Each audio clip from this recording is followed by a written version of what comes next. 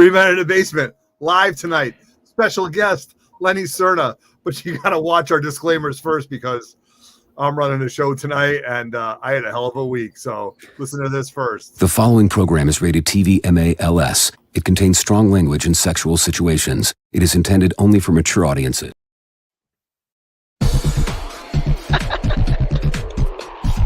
Nice. What just happened? I love that opening. End it, Chin?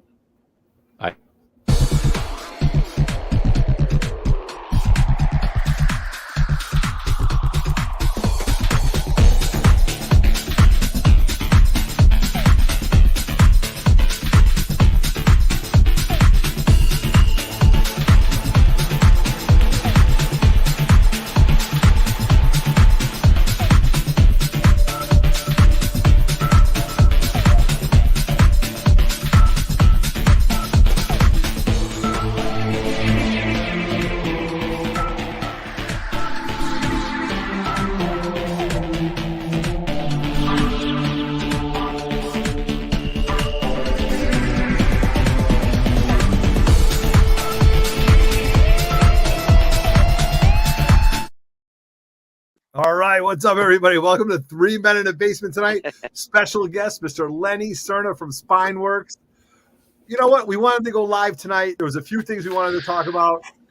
Everybody has been talking about the price increases with CGC, so we're a little bit late to that, but we have a little bit of information that you guys might want to know as slabbers. And with our slabbers, non-slabbers, we have lots of people that are going to talk about that a little bit. So as we get started, you know, I don't have Roger Levesque, but to my other way, I have the brother Dave Levesque. Dave, you are piloting this Millennium Falcon. Can you get us out of this minefield? I think you're on your own there. I'm just going to close my eyes and hope for the best.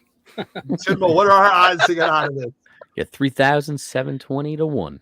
That's right. Okay. So we got my man Chinmo in the house. You know, if we had Dave in the cave, we'd have three Daves in Otto plus Lenny. So we don't have Dave in the cave. So shout out to Dave the Cave. Roger is out adulting tonight. We thought it would be very important to come on. And Chin, say what's up to everybody. What's going on, everybody? Pumped to be here as always. It's going to be a fun time. Absolutely. And as our super special guest, one half of Spineworks, my man from the Sunshine State, originally from Hell's Kitchen, all the way down to the Sunshine State, the smiling man, Mr. Lenny Cerna from Spineworks. Say what's up to everybody, Lenny. How you doing? What's up, everyone? It's good to see everyone again. All right. It's good to see you, Lenny. I know you've been busy. I know you're pressing like crazy. Oh, yeah. Spending time with people like Kevin Eastman and doing all that stuff. So, you're all over the place. So we've got lots of stuff to talk about, you guys. We've got 2 hours of lots of nonstop fun. So here's how tonight's show is going to go. First and foremost, we're going to get kicking, and we're going to talk about what's happening at CGC. As you saw in our thumbnail, I wrote CGC is going out of business. Well, obviously, CGC is not going out of business, or at least we hope not. But there have been some changes internally, and we're going to talk about that. But more importantly, we're going to make you aware of some things that you might see coming down the pike other than the price changes. Then we're going to play a game of over and under, all right? These fine three gentlemen, get it, three, are going to be playing for three people in a live chat, and you are going to win. The winner is going to receive this book. What is this book? You don't know what this book is. I know what this book is. I'm going to tell you what this book is. This book is this is the commemorative companion experience to the Batman Spyscape, which is happening now in New York City. What this is this is like a, what they did is they set up an escape room based on Batman in certain cities. And this one just happens to be in New York City. And if you experienced the Batman Spyscape, you got this comic for free. So if you look it up, it's going for $40-50 on eBay right now. I doubt there's any slab. So somebody in the live chat is going to win this. And Dave the brother, Chinmo, and Lenny are going to be playing for you in a game of over and under. Then after that, the second half of the hour, we're going to talk about two shows that we went to. All three of us were at Little Giant. Lenny was at a show in South Carolina where he spent some great time with Kevin Eastman. We're going to talk about that. So let's get it kicking right now. We got 27 people in the live chat. So before we get started, I just want you guys to know that you got to do a few things. What do you got to do, Chin? Thumbs up. Woo. All right, Dave, what do you got to do with this? That's notification. Correct. Lenny, how about this one? Subscribe now. So he gets the easy one. He gets to read that. I know. My God, look at this. Or more Subscribe importantly, now. Leave a comment below. Tell us what you think about this. Are you a slabber? Are you a raw dog specialist? Do you care about CGC's price increases? That's very, very important to us. And as you guys always know, we are sponsored by our good friends at Spineworks. We have half of Spineworks here. We also have Captured Collectibles. We also have a show coming up, right? The 3 Men in a Basement comic book swap happening May 20th here in Newington, Connecticut at the Angry Hare from 10 to 5. And thanks to many people who stepped up to be some of our sponsors. And we have many levels of sponsorships. And we have a 10.0 sponsorship, such as the Angry Hare, Sweet Gems, Big Daddy's Comics, Comic CTs, New York Comic Auctions, my boys at Little Giant Comics, and Dunkin' Donuts, okay? Then we had a ton of people step up to be our 9.8 near-mint sponsors. The Comic-Con podcast, MILLHOUSE Comics, CK Sweets. If you got a sweet tooth, check them out. Follow them on Instagram. Deep Dive Comics, my man DJ LINX, CHUCKINGDOM, our good friends at J&S Collectibles. And then we have some friends of the channel. So friends of the channel, we have lots of spots available, and anybody can be friends of the channel. So right now we've got Copy 801, Simply Cypress. We got our man Jim O'Shea, Pope of Chillytown, and Planet Mayhem. Great ways to grow your channel. And these sponsorships are only $100. You get your name on the back of the shirt. You get tons of shout outs and lots of things going on. So that's a lot of fun. So Jesus Christ, I got to take a breath. Chin, who's in the live chat? What do we got going on? All right, I'm reading live chat. Okay, geez. All right. Who did I say? The brother was going to do the that? brother is doing it. Yeah, we got okay. Wookie Fodder Right. is in the house. Okay. John Big Daddy Ross. Good to see you. Pope of Chillytown is here. Let's see who else is in here. Nicholas Golcha. He's got a con coming up, right? Yep, he's got a show coming up. I love it. Good to see you. Amazing Murphinator. Tell him no. I just want to let you know, Murph, that even though Roger's not here, we're not going to allow Bruins nonsense. So nope, keep it going, Murph. Keep it going. If you want to stay here, you might want to hide. Get rid of that. Okay. Planet Mayhem. All right. What's up, my man? Who else we got in here? Big Lion Cat. Meow Meow. BLC in the house. See you. Meow Meow's here. Paul PC. Good to see Paulie. Comics CT Sean. Love he was it. He was up at the Little Giant. We had some good fun with him. Yep. Mr. JM. Who else we got here? Phil Ailing.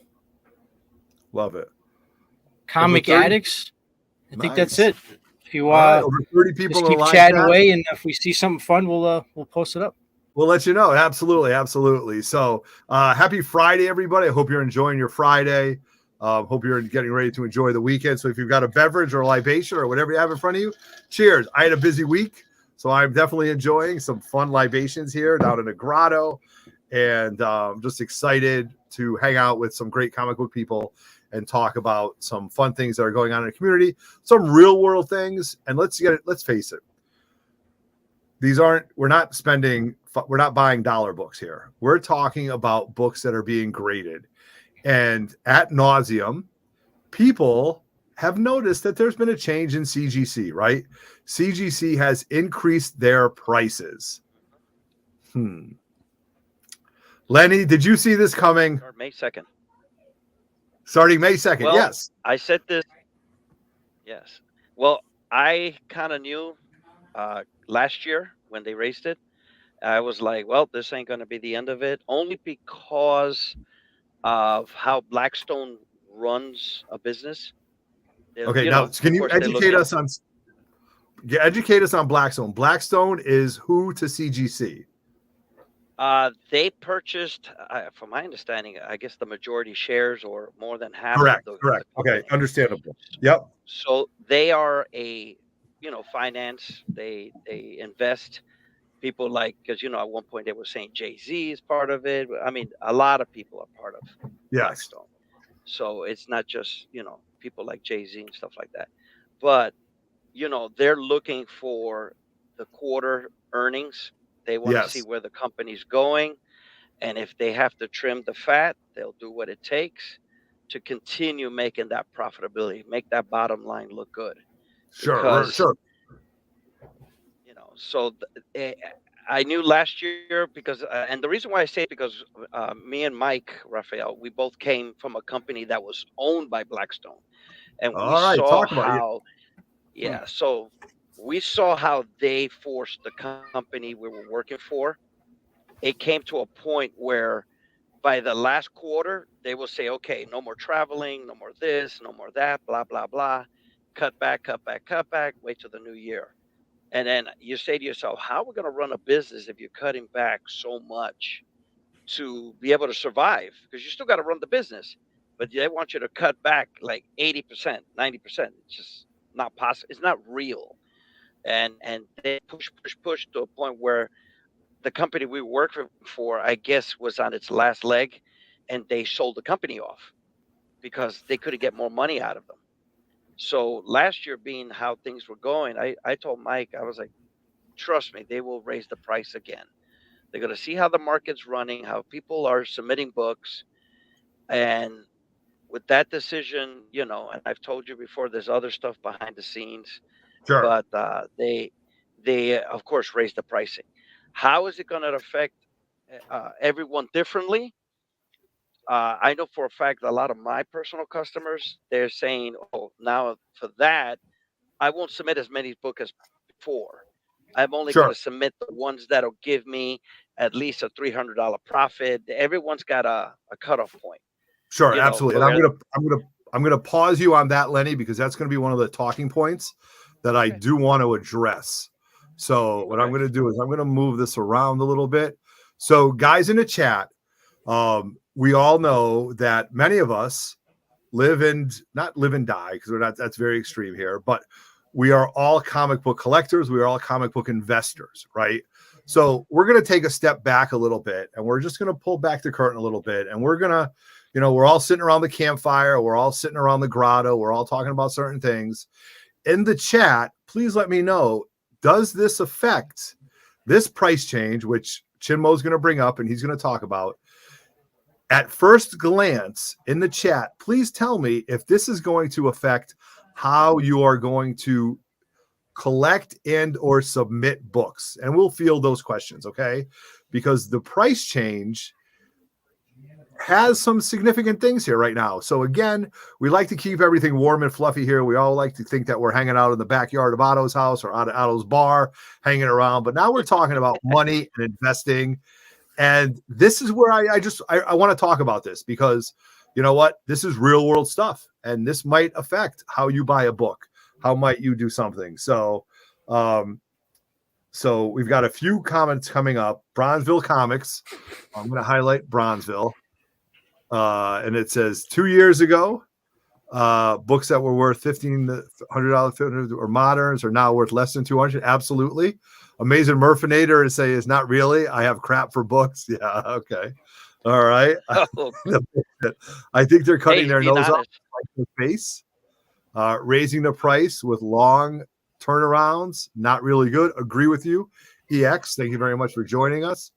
As long as Letty keeps doing his magic, I'll continue to submit. You know what? That might be something that you hear right now. So very, very important stuff. So, all right.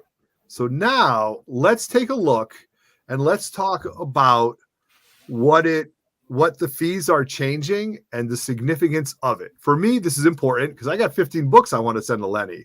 Chinmo, how many books do you have to submit? 0. Okay, good. Right, there you go. So you've got one half, you've got the other half. Dave, do you have any books right now that you want to submit? I just gave 2 to Michael at the Little Giant. So 2. So between 3 people, we've got about 17 books. And Lenny, do you have any books right now that you're going to be submitting in the near future? I just dropped them off this morning. Okay, good. All right. I do my drive and I drop them off. Yes. Those are your personal books or just your customers' books? Both customers your personal and my books? personal, because I dropped off 4 for myself. For yourself, 4. Okay. Yep, absolutely. Yeah. And Pulp Up Chillytown, good point. We are going to talk about the 25 minimum for pre-screening and BLC. I get you can't stop the cat from getting books graded. Very important.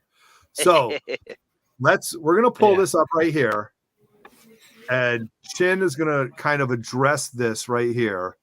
So there's a few things that we should be aware of.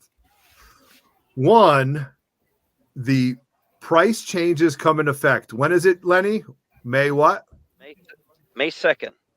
So do you have to have an invoice sent to them by May 2nd? Okay, so this is the but part. They will grandfather in. Yeah, so they will grandfather in anything as long as you do the, let's say, submission forms for whatever books you want before May 2nd. They'll be allowed to be submitted at the old price on June 1st. So they're giving us another extra month. Huh. Okay.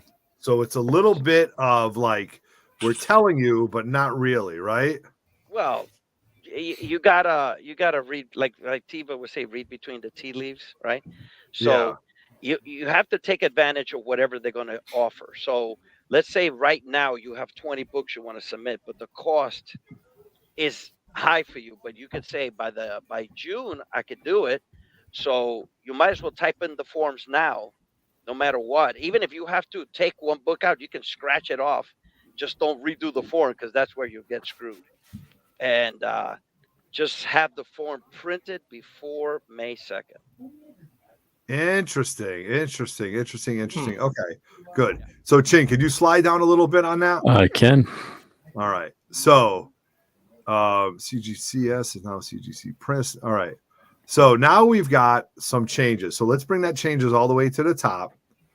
So the modern tier is changed now to 25. Lenny, how much difference is that? Is that $1 or $2 difference? What is that? Well, modern tier right now is $25. Okay. It should be 25 right now. I think they're going to 29. If I'm correct. Okay, gotcha. Fee change to okay. Interesting. All right. And then you've got now they're changing their economy. They're actually changing the name. Don't change the name on me. Come on, I get confused. Now they're changing the name for economy. I think they're trying to confuse us. That's part of the that's part of the that's part of the marketing. They know what they're doing. They're using the Jedi mind trick. Yeah. So economy tier now is changing to vintage. Vintage, yeah. And what is that? What is that date, Lenny? 19 what? Anything older than 1975. So in other words, 74 and older. So they're not changing the date, because that's staying the same then. Yeah. What about they're just changing the name? I guess somebody brought it up, and if you think about it, the word economy itself is you're saving, right? Or it's on the bottom end. It doesn't click with what the verbiage just doesn't click. Vintage does seem to make more sense. When you say vintage, I understand what they're talking about. Economy, I just thought it was just any, cheaper. It was any book. It didn't matter what year. Usually you'd want the newer stuff or something. I didn't know it was date specific for the economy. Yes. All right.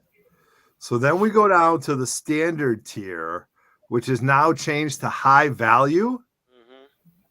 What, Lenny, talk about that. So what is high value versus standard? Like what?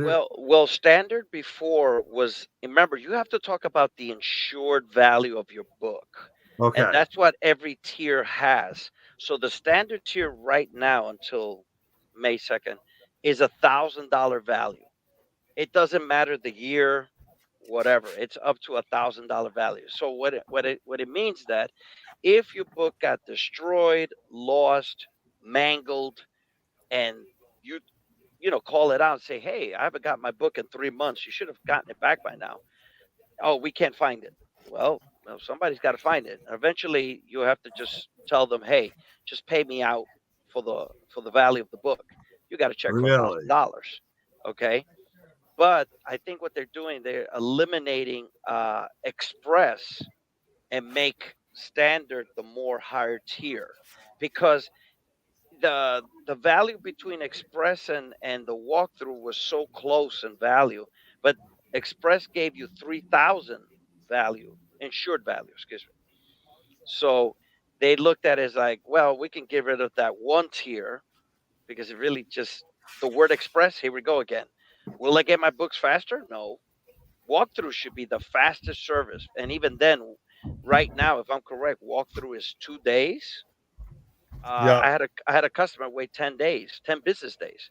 We don't know why. For a walkthrough? Wow. I feel like they need to say, if they're going to do stuff like that, that if it maybe like, you know, give them a day grace period, but if it's over like double or triple what they're saying, you need to refund some money. That's what I think personally. Right.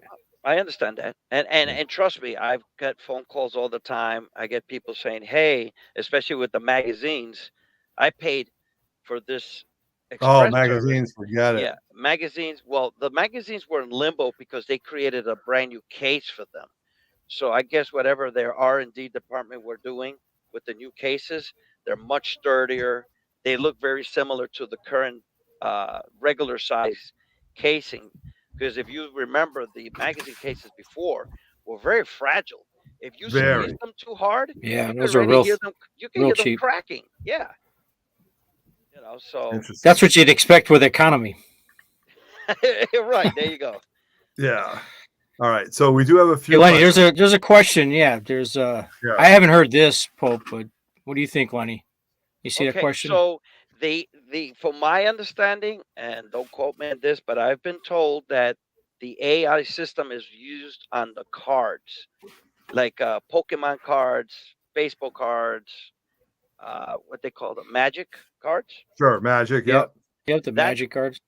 That's what they're using right now, from my understanding, for the AI system to go. Because remember, the easiest thing with a card, it's only two sides, right? To do it for a comic book, I can't see it happening because I can't see a machine flipping pages. You know, I just can't see it. Yeah, right. Yeah, it seems to make more sense with the cards. It makes more sense with the cards, because it's only two sides. So if you put it in a scanner, it's going to scan on both sides. It's going to check the measurements, going to check the color scheme. It's going to check for probably restoration. It's doing all this thing, right? So the AI works super quick, because I've noticed that I had a customer who did 25 cards. It was done in 2 days. Dave in a cave. Yeah, Dave in a cave. He had him like within a week. Didn't he have within a week? It was a turnaround time. So Lenny, would you say that was an AI grading that did that he got him back so quickly? I would have to say for the cards, yes, because if I'm correct, Beckett and what's the other big company? PSA, they're using an AI system.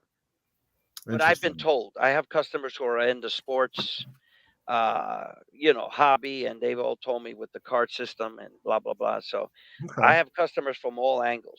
So they tell me all this information. But on the CGC side, and as you know, the CGC is just one portion of the company we work with, right? Correct. Because the actual name of the company is Certified Collectibles Group. Yep. CCG.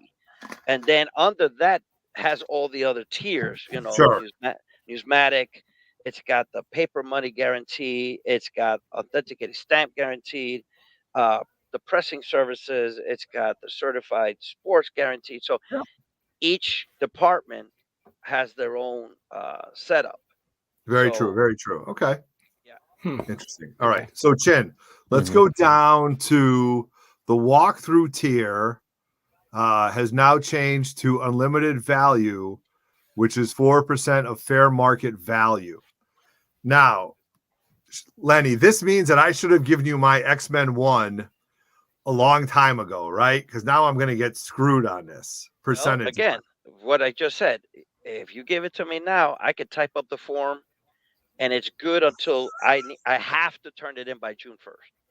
Yeah, I don't know. I can't send this book to you. I got to. No, listen. So here's the thing. Like Lenny and I talked about this. I was supposed to meet Lenny in Orlando on Christmas vacation, and we were going to crack my X-Men 1 3.5 to see if it was signed by Stan authentically, and then he was going to submit it. But I'm not shipping that in the mail. No offense to, not that I don't trust I trust me and I trust Lenny. I just don't trust the Postal Service to send my expedite one through. I'll pay the money. It's all good. I smell a road trip. Yeah, exactly. I'll see Lenny in June, so that'll be okay. So now we've got the walkthrough. We've got the reholder, no changes. Reholder stays the same, if I'm correct. Yes, and for a guy like me who drops slabs all the time, oh my God, I'm happy about that. And then you've got some, some changes to the magazines and stuff like that. So, so there are changes, you guys, and that's okay because you see the dollar amount. But what I really want to do is now I'm going to get rid of this, and what I want to do now is have an open conversation for probably the next 15 or 20 minutes, and see how reholders take too long. Lenny, what's the turnaround on the reholders? Do we know? Yes. Anywhere from 30 to 60 days. They're not. I'm okay with that. They're not on the rush on reholders. Yeah, right. You can't fast track reholders. No. Nope. All right. But I did want to talk about something positive. So they did change. I guess it's not positive or negative. It's indifferent. I mean, prices go up, prices go down. I mean, look, if I told you you guys, my kid, I got 3 athletes in my house. You know what I'm paying for eggs? Right? Oh yeah, $10. Yeah, when I'm like, all of a sudden I want to eat eggs at the highest point. So, everything goes up. Nothing comes down. Everything goes up. So that's the reality of it. That's the world we live in. So whether you got to work more or whatever, or just choose not to do it, that's entirely up to you. So that's kind of where this conversation is going to go next, because things go up, they never come down, and that's about it. You've got to just figure out ways around it, whether you've got to increase your hustle or you choose not to do it or stuff like that. So, but the pre-screens, now I kind of I've done a few pre-screens in my life, yes, you have. and I've done pretty well with it. You know what I mean? Now you can do one pre-screen if you wanted to, right, Lenny? Yep. Well, that's the funny thing. In the past, as a dealer only, you were allowed to do one pre-screen if you wanted to. But what was happening, and I was told this by management, let's say you submitted a bunch of different tiers in one submission, right? So when you printed out your form, you had your moderns, you had your economies, you had your pre-screens, you had standard, whatever you wanted. Somehow, if it was a modern book pre-screen and you had moderns, they will end up grading the book even though you wanted only a 9.8. So it was confusing somebody on that end. So they will end up grading your book. Even though you said pre-screen 9.8, you would get a 9.6. I didn't pay for a 9.6. I paid for it to get a 9.8. Yes. Okay. And now they're bringing it back. I don't know how they're going to do it this time. I hope it's not confusing. Then they take it away again. But, it's a great option, because let's say you only have an Amazing Spider-Man 1. You're hoping for it to be a 3.0 at least, minimum. Yes. If it's not a 3.0, it gets sent back, Yeah. Interesting. All right. So there's 2 things that we're going to talk about next. Is one, we're going to talk about our grading preferences in a second. Okay. But I do want to talk about something that you guys might not know of. And maybe this is very poignant to us, because Lenny does have friends that has had friends that worked at CGC.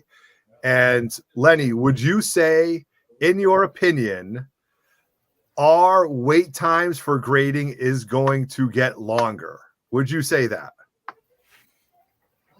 At this time, it looks like everything's okay, but I know somewhere down the road, it'll probably be changed. It'll probably be changed, right? Have you heard of people getting laid off from CGC? Mm-hmm. Okay. So these people would be graders, correct? I've heard. It was a mix of everything. I've heard through the grapevine that they have been changes at CGC. Changes at CGC. Okay, right. So are these the new? Because they were hiring a whole bunch of people over the last couple of years to try to meet the demand of all the grading. Are those the ones that are getting, let go? Are they getting let go because of just cutting costs? Or are they not up to par for their grading, capabilities? Is that, is all that in the mix? It's just like any company, right? If you work for a big corporate company, you hired your original staff, and as the years go by, you hire more people. Who do you let go first? You let go of the newbies, right? the people who have the less time invested in a company, and then the deadbeats, the ones that for a fact have not been producing the way they should be, and those are the people you end up cutting back. Right. Should CGG be cutting people back? In my opinion, they shouldn't, but they have their reasons behind what they do. All I know is that we're in the height of con season. That's where my concerns are, because CGC wants to be involved in some of the biggest cons in the country, and I was at MegaCon, and CGC was all over the place. I mean, just like Jason and his team, it was crazy, and I mean, there was long waits to get signatures, and I know they were busy as heck. So now all those go back to get graded. Well, what's going to happen when you have a shorter staff? Correct. Lenny, is it possible? Is it possible that there were people that were let go from CGC because they didn't want to pay bonuses? I mean, that's something is that possible? That would be possible, reasonable. Yeah, I could see that. Again, right. If Blackstone, Blackstone is looking at their numbers quarterly and they're saying, well, we're going to have to trim the fat. Well, that's what they're going to do. Right. Cut back the people that probably should have gotten a bonus. Correct. So all these things are possible. Bonus. Yes. All these things are possible in this world of collecting, but it is possible that in the future you might see some longer wait times for your books. So get them in now, slam them, get them all in, get to your pressers, get them all in, man. Submit those invoices, right? If you have books right now, get those invoices done. That's what we're saying, right, Lenny? That's what we're saying. Yes, that is correct. That is correct, right? So all these things are allegedly possible, if, then, and buts, right? Like, so very, very possible. Now, something that I do want to talk about is how this is going to affect the 4 people on this panel and the 40 people watching in the chat. So if it affects you in the chat, let us know and we'll highlight your comments. And I will let you know how this is going to affect me, and then we'll kind of do like a round robin. Okay. So does the price increase affect Otto as far as the books that he's going to submit? Probably not. And I will tell you why. And that answer is twofold. So before we get to that, I'm going to highlight this guy, man. Which really should be highlight this guy because it's me. So, okay. So how is this going to affect Otto and his collecting? It's not going to, because I believe that you have to pay a certain fee in order to get certain things done, because that stuff is important to you. I slab for many reasons. I slab for investment purposes. I slab for collecting purposes. And when I mean collecting purposes, I mean that we all know linear comic book collecting. If you're part of 300 Basement, you know linear comic book collecting. I like my books to have the same grade. I think it looks cool, whether it's a 3.5, 5.0, 7.8, 7.5, or 9.8. Also, though, I truly believe you're good. Thank you very much, SOV Collector. It affects you 0. That's what we want to hear. I also believe that these are great ways to display your books. And I love to display my books. I've got them behind me. I've got them over here. I ogle over them. They're my toys. And I'm a toy collector. It doesn't affect me at all. I already made changes last year when they raised the prices. Perfect. Thank you very much, Comic Lore. I 100% respect that. So now, that being said, with certain books, if I don't feel that my moderns aren't going to come back in 9.8, I might use these nice top loaders right here that I got from, this is the book, right? From Retro Collect, that I've gotten. And these are great top loaders. They're great. They're great way to display your books, keep them fresh. So some of my raw books that I just don't feel might hit the grade or whatever, I'll use this. So I am pretty much at a point where I'm at like 85%. It's not going to really change my amount of collecting for what I do. What does affect me is my turnaround time. Okay. Because now I know that I want to have some books for Terrificon that I want to sell. So I am buying books right now, and I've got to get these books in sooner than later. So that's how this is going to affect me. Get my books in sooner than later and be just a little bit more picky on the books that I submit. I'm still going to send in my Bronze Age books. I've got a bunch of Thors. I've got a bunch of Silver Age stuff. I'm hoping to continue to raise prices for moderns. That's very funny. Very funny, Sean. You're a smart guy. That's why you're one of the 10.0 mid sponsors of the channel. So that's kind of the way I feel about this. Okay. That's my collecting. It's my collection, just like it's Chinmo's collection, just like it's all 43 people's in this. You do what you want with your money. God bless you. Everybody in this group works hard. You do what you want with your money. Don't judge me. Don't judge anybody in this group. It's what you want to do with your money and how you want to collect. So that being said, I'm going to highlight Chinmo, and Chin's going to tell you in 30 seconds. Chin. I only need 30 seconds. How does this affect you? I mean, out of everybody between the chat and here, it's going to affect me hands down the least. I don't grade books. I just not for me, you know. I do. Don't get me wrong. I bought slab books just because, I mean, especially if you're buying older books, I understand you want it. You want to make sure it's not restored, all that. I get that. But I don't know. It's not for me. I don't like the fact that I can send in like a random book here. Like I could send this book in. Actually, shout out to Murph. Thank you, Murph. Send this in 3 different times, possibly get 3 different grades. I mean, I know that's not always true, but that fact never kind of sat well with me. And if I want to display a book, I mean, I got top loaders. I can go buy a handful of top loaders, like Otto said. And I don't know. It's not for me. I have, ever since I started collecting, I said there's 3 books I want graded in my collection at like a 9.8, like the high grade you want. I got them. I'm done. I didn't send them in. I bought them as already graded. And that's it. That's all I need. If I come across, like, I'll buy a collection. If there's a slab book, I'm like, oh, this is cool. Either I'll crack it out or just keep it as is. That God of War, I bought a King Kong, cracked it right out. I don't need it in a 9.6 grade. So yeah, grading, it's just not my thing. Not for me. Thank you very much. Exactly. And that's what we're all here for. It's your collection. Do whatever you want with it. It's your money, right? You guys work hard. Exactly. You want to buy slabs, you want to send in all the books you want, by all means, go for it. Do whatever you want. Hey, we're all part of this umbrella of comic book collecting. So whatever you want to do, man, it's all on you. Like they say in the hood, you do you, homie. You know what I mean? That's it.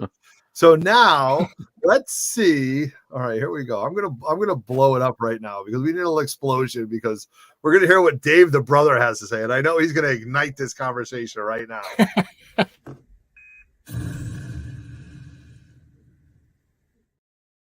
All right, Dave.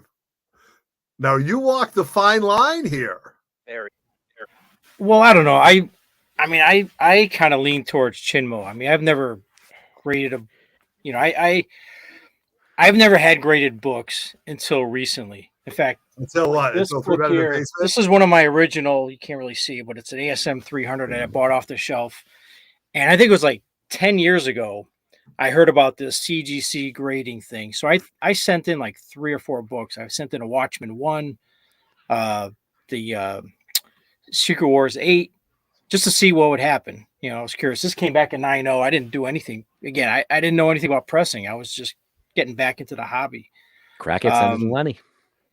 Well, that's one of the thoughts I have. But it's a 9.0, so I don't think it's, you know, there's some ticks on it. I don't think it's going to get much higher than a 9.0, maybe a 9.2.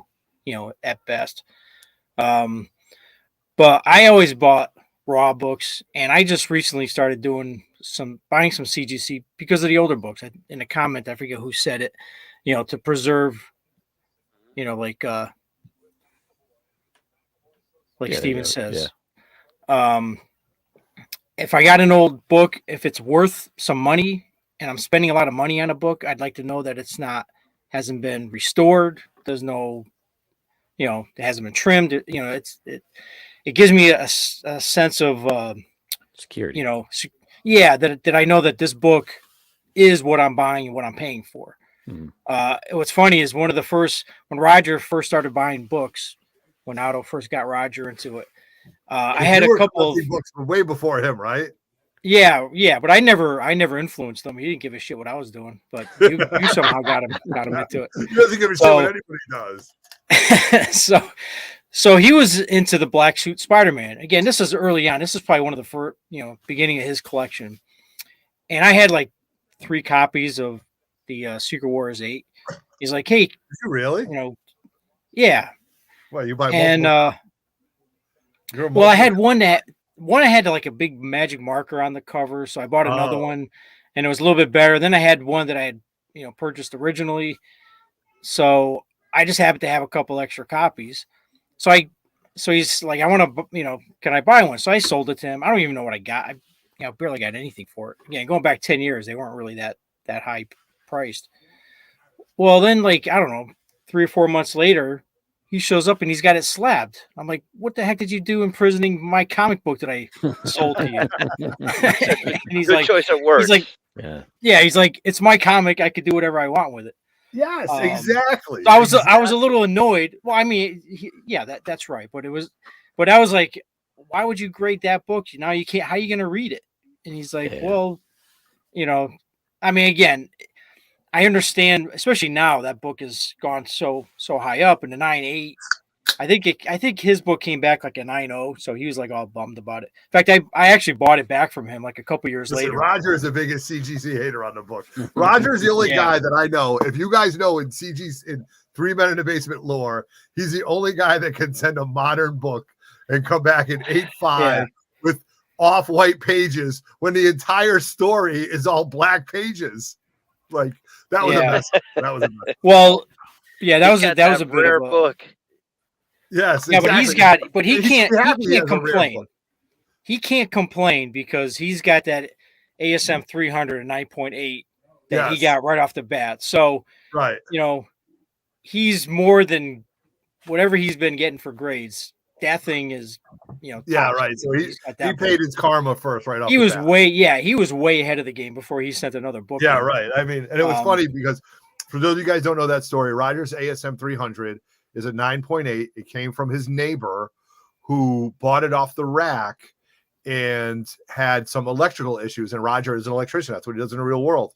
And for those guys new in the chat, he brought the book over and gave to Roger. And Roger says, "I can't take this." He goes, "No, dude, you changed my electrical panel. His electrical panel was almost destroyed." And Roger goes, "I can't take it." And Rick Yanni, shout out to Rick Yanni if you're watching on Rewind, Rick Yanni said, "If you don't take this, I'm going to rip it right in front of you. I'm going to rip it in half in front of you." And Roger did take it. It was submitted unpressed and came back in 9.8. So that is deep in 3 Men in a Basement lore, how Roger got that 9.8. So great story. Yeah. So I bought that book back from him like a few years later. And it's still slabbed. I've been meaning to crack it and free it, get it back. Yeah. All right. So again, we've got a little bit of both, investment purposes, not slabbing, going back and forth. Now we're gonna turn it over to Lenny. I'm gonna have Lenny give his opinion. And I'd love to hear what Lenny has to say between him being a presser, a personal collector, and just somebody who does it. So Lenny, does this impact you as a collector? Does this change anything, Lenny? Like for my personal collection? Yeah, for your personal collection, for all those books behind you. I mean, for your 40,000 books that I know you have. I don't submit as much as I used to, especially when we started the company. It became a point that I was like, I'm pressing all. I don't have this urge to actually own some of these books anymore because I keep getting them, and it's almost like saying, well, I have it in my hands. I don't need one for my collection. But there's certain great books that I've been grading that are like really rare. A lot of indie stuff that is in demand, like Crow 1, Evil Ernie 1, The Tick, all those really fun indie books that they had such a small print run. Those are the niche things that I'm looking for now. I mean, for Marvel and DC, as you can see behind me, I got enough. There's only maybe one more Marvel book I would like to own. It's an AF other than that, it's now all the indie books that I've been looking and hunting for. So, such as a Turtles #1.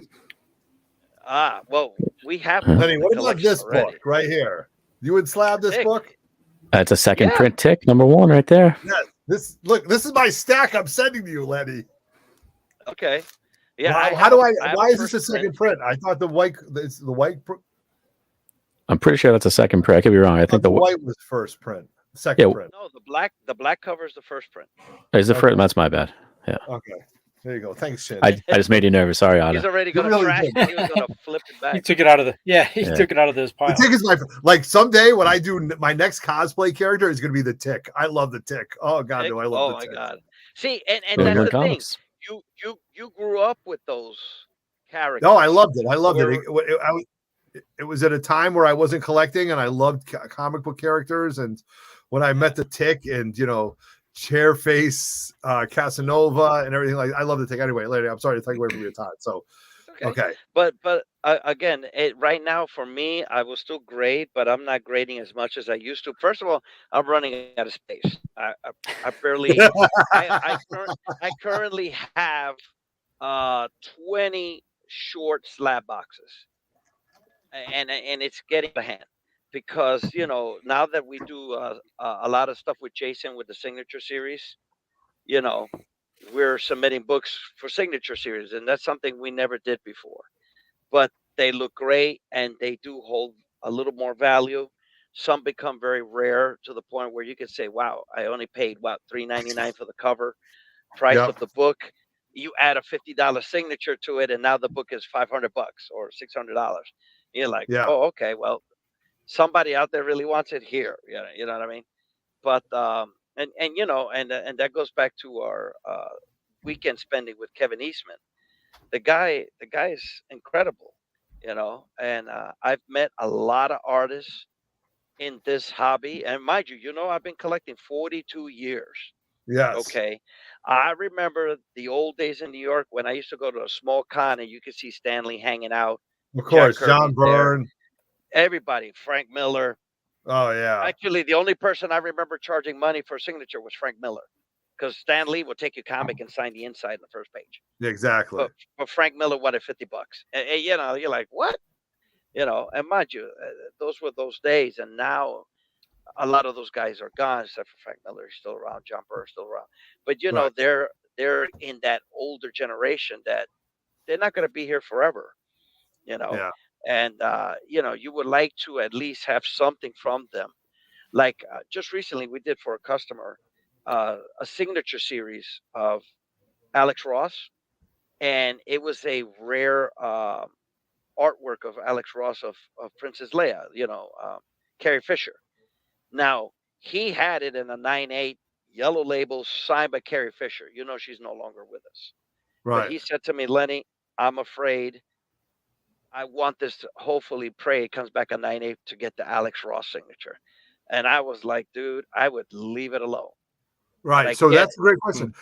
So I always say, what does they say? Leave well enough alone. Right. So that being said, he's got a book that's a 9/8 signed by Carrie Fisher. It's an Alex Ross cover. Yep. I don't think he did it.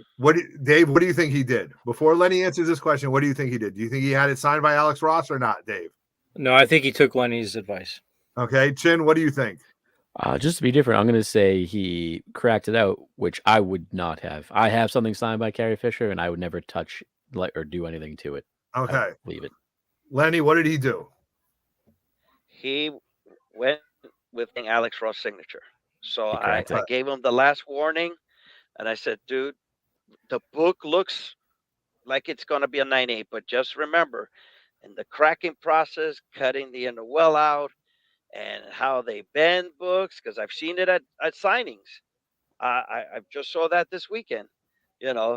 Somebody's spouse grab a book and put a finger bend in it, and I just cringed. No, I was like, oh my God. And right in front of Jason was like, and I said, well, you know where that's got to go? Yeah, to get pressed. Yeah. But again, it's just one of those things, and he wanted Alex Ross. I get it. That's his thing. Will it add a lot more value to the book? Most likely. Pray that it comes back at 9.8. We pray.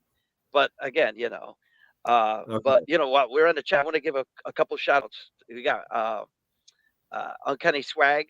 I want to give a shout out to. He's popping in Comic there, Lore and Comic Book Champ.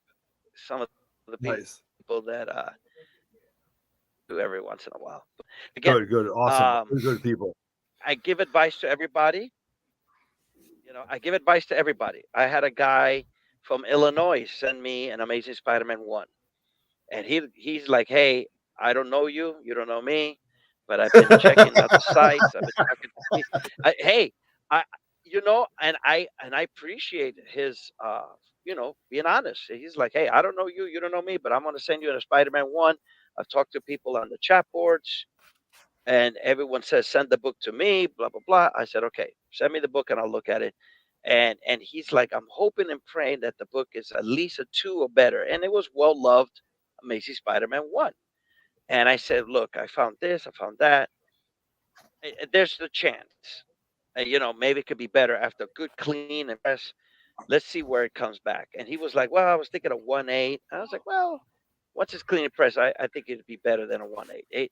It got shipped to him today. He got the book. He's ecstatic. It's a 2.5. Perfect. And nice. Super happy. And he's like, well, I got all these other books I want to send you. Okay. Well, all right, there you go. Nice. I guess he's like, well, I got my Spider-Man 1 back. I could send them everything else. Yeah, exactly. Right. I mean, here's my first gambit. You can take that. So good to know. Good to know. All right. So let's rearrange. Here's a smart man.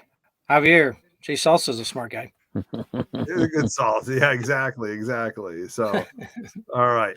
So again, you guys, not to belabor this, obviously CGC is not going out of business. There are going to be some changes, but more importantly, wanted to make you aware that we believe, and we read the tea leaves, and we talk to people, that don't be surprised within the next couple weeks, 4 to 6 weeks, maybe a little bit longer, your times, because of many things. Because there have been some alleged layoffs, there have been some changes, and more importantly, with all the cons coming up, these books are going to get there. So just make you guys aware of this, make you guys informed of this, and just let us know, you know what I mean, what you guys think. And plus, even in a rewind, let us know what your thoughts about this. So you've got, a full-time slabber, a part-time slabber, somebody who slabs for investments. We got a lot of slabbers and non-slabbers in the chat. That's what it's all about. So this has been very, very important for us to talk about. So we're at 9 o'clock. We're going to take a little bit of a break. Go ahead and refresh your drinks, because I know I've got to. We are going to play a game of over and under for 3 people in the chat. And you are going, what did I do with the goddamn, what did I do with the book? My God. Lenny's ready. Lenny's got his cue cards ready. Let it go. All right. Everybody, show me your cue cards. Where's your over and under cards? So over under, Otto loses the book. No, I got the book right here. All right. All right, I'm going to highlight me. So this is what everybody is playing for. So 3 people in the chat, which we haven't determined yet. We're going to find out very soon. Quick question. How did you get this book? Did you do the escape room or whatever? No, I did. This was actually gifted to me by somebody who actually did it. So somebody, one of my coworkers went on, we just had vacation. They went to New York. They went on this and he paid for it for his kids. The kids didn't want any part of the comic book. And my coworker said, hey, Otto, I know you're a comic book collector. Is this something that you're interested in? And I looked it up and I was like, yeah. And I mean, this is that's really a high grade copy. It's really, really neat. And you know what? I'm going to pay it forward to somebody in the chat, especially for the 35 people in the chat. So can I have Chinmo play for me? No, you have to play for yourself, Dave. I got to play for somebody in the chat. Just you really quick before we yes, Lenny. Yeah. SSL. All right, 2 questions. Can you we got 2 questions. The person EX? Yeah. Yes. Yeah. For everyone. Yes. 2 questions for everyone. Will this lure people to CBCS? Will it help you with? I don't think so. That's just my opinion. I mean, I would say no. I'll let the panel talk. I would say no and no. Yeah. Yeah, I would also say No, and I can give you unless something else comes number out. One, yeah. The worst thing that CBCS or Beckett, Beckett owns CBCS, right? The worst thing they did was to let Steve Borak leave. You know who he was. He's the guy that started it all. He's no longer with CBCS. He's now with My Comic Shop. So that was the worst thing they could have done, was to let him leave. And second, right now, as you can see in the market, anytime you can compare a CBCS 9.8 and a CGC 9.8 of the same book, we all know which one's going to get the higher money return. It's just a given. Yep. Very, very, very, very true. Absolutely. Absolutely. So, all right. We're going to rearrange everybody. We're going to get started. I don't know how we're going to choose people, but I'll figure that out. I'll come up with a question. I got a great question. I got a great question for everybody. All right. So let's see what we're going to do. We're going to take how long of a break are we going to? 30 seconds. Let me see how long it is. We are going to take a 1 minute and 1 second and talk about our friends at Capture Collectibles. See you in 1 minute and 1 second.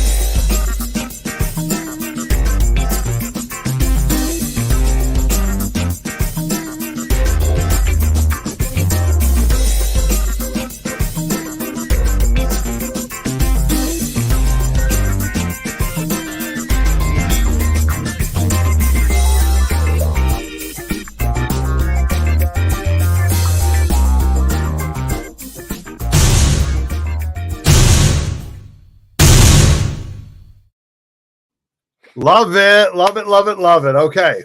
So here's what we're going to do. I'm going to ask a question. I'm going to put it in a private chat, everybody. Okay. So here we go. Let's see if I can do this right. The answer. If you put this in the wrong chat, I'm going to laugh very hard. No, I'm definitely in a private chat. Yeah. And it's just the first three people. No starting line or anything like that. Just first three people to answer. No, I'm going to do a starting line. Okay. All right. All right. Because I'm actually, Jesus Christ, this is a lot. Where the fuck is Roger? My God. This guy has some purpose. All right. Here we go.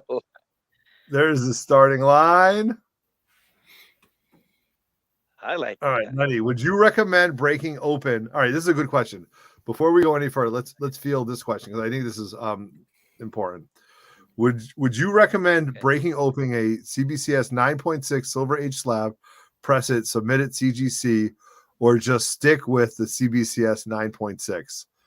Whoa, that's a tough one. Okay, so a lot of people ask me this because so supposedly the tail, as they say, CBCS grades harder. That's what I keep hearing. Get out of here. I don't believe that. I don't believe that one bit. But I keep hearing it. Is it true? I have seen some 9.6, not so much the silver stuff, but in more modern, like, and even all the way up to a Bronze Age, where you look at the book and I say, wow, this thing is beautiful.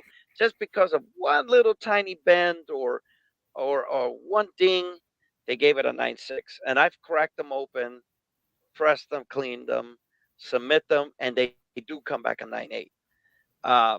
Would it have come back a 9.8 without the press? I doubt it, But I would highly recommend anything being, cracked open. Now that it's cracked open, you might as well give it a press just to be sure, to give you that at least some sort of comfort level. It's true. Interesting. Okay. All right. Nice. All right. So here is, I'm going to hit this right here. Here we go. All right. Get ready. This is going to be, I got to figure this out. You didn't put anything in the private chat. What's that? You put nothing in the private chat. I swear to God I did. No, you didn't. Oh my God. Oh yeah. Okay. Here we go. I didn't hit send. There it I is. just hit it. Okay. All right. Do we all see it? I already know what the question is. Yeah. Okay. Here we go. Like, so here's the starting like line. When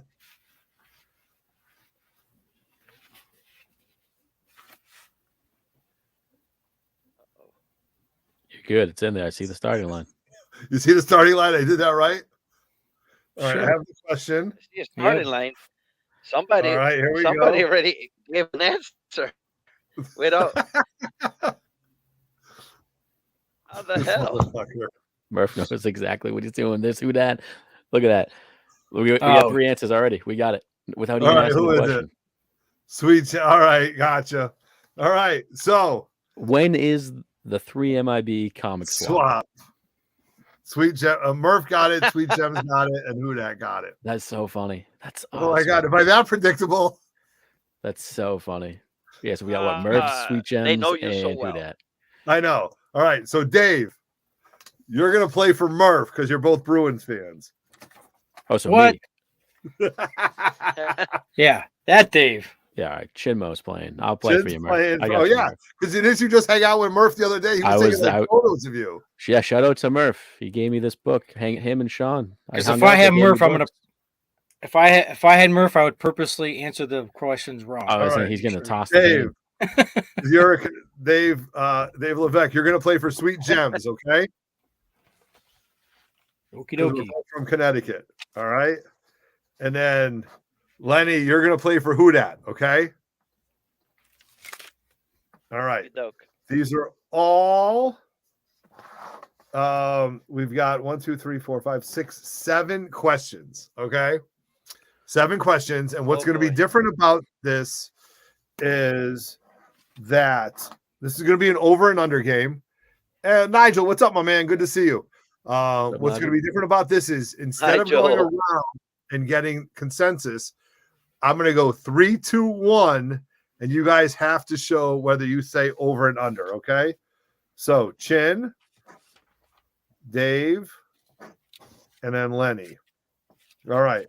So, we've got 1, 2, 3, 4, 5, 6, 7. Okay. So, a lot of this has to do with CGC, everybody. Okay.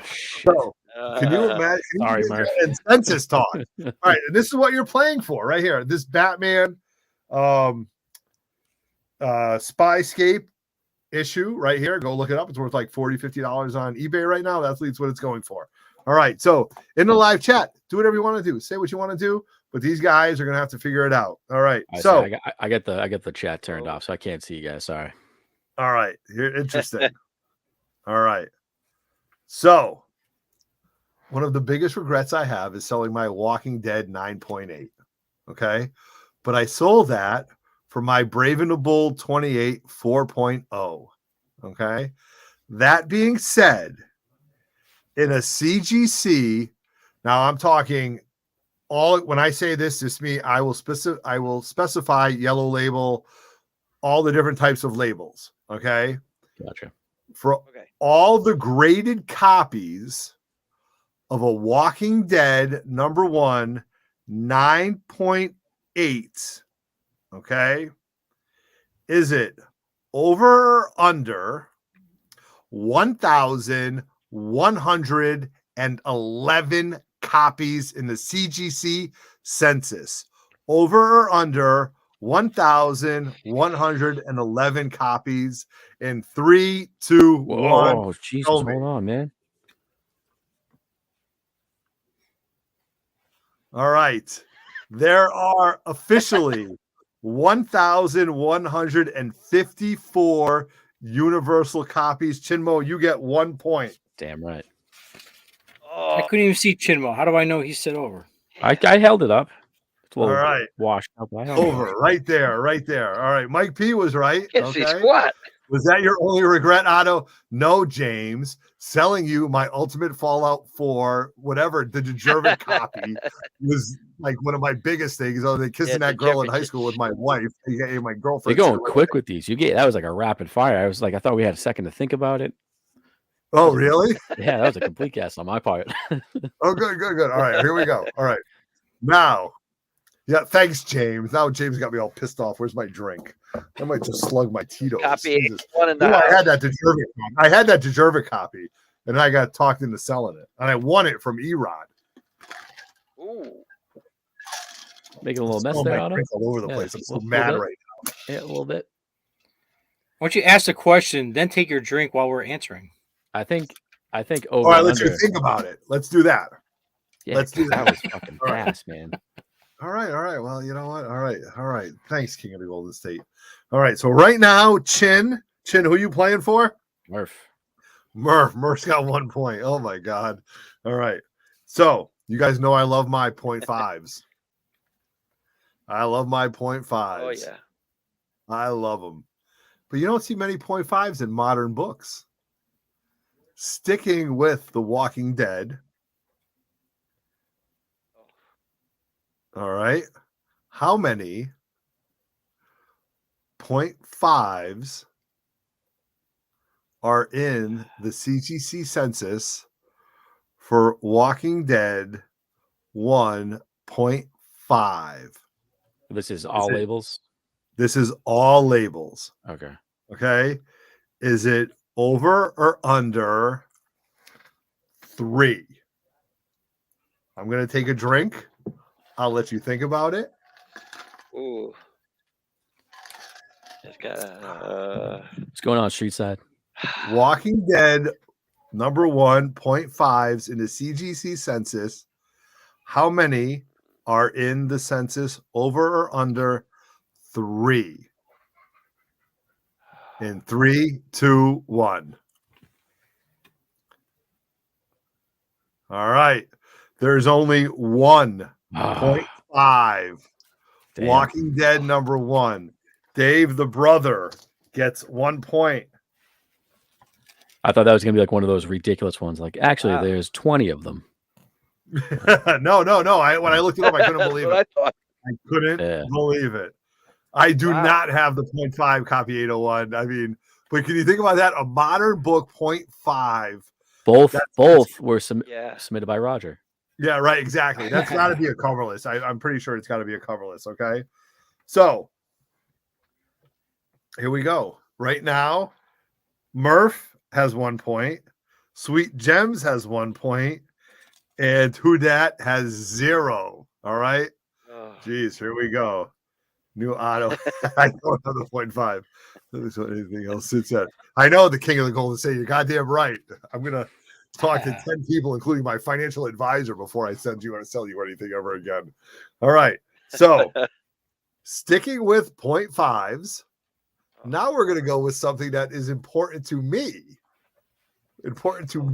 Otto, which is Werewolf by Night. It's at least 1.5. Yellow label. Okay. Now, in the CGC census, how many 0.5? And I was surprised by this. I was really surprised by this. And I'm going to tell you this. I got to take a drink right now. Give us the number. Give us the number. Yeah. You're drawing this out. Otto, you're like the number. Otto, you're like in slow motion all of a sudden. I know, because I'm having a good time with this. I took a lot of time to do this. It took a lot of time to put this stuff up. My God, what do you think? I got the video. Like I'm watching YouTube on half speed. And I figured this out. I figured out by having you guys have these signs, it would affect your thought process. You see this? Like this is so that's because y'all can't say, well, he's saying this and he's saying this. I like answering all at once. All right, good. All right. So in the CGC census, a yellow label, Werewolf by Night, 32.5. How many are in the CGC census? The over and under on this book is 5.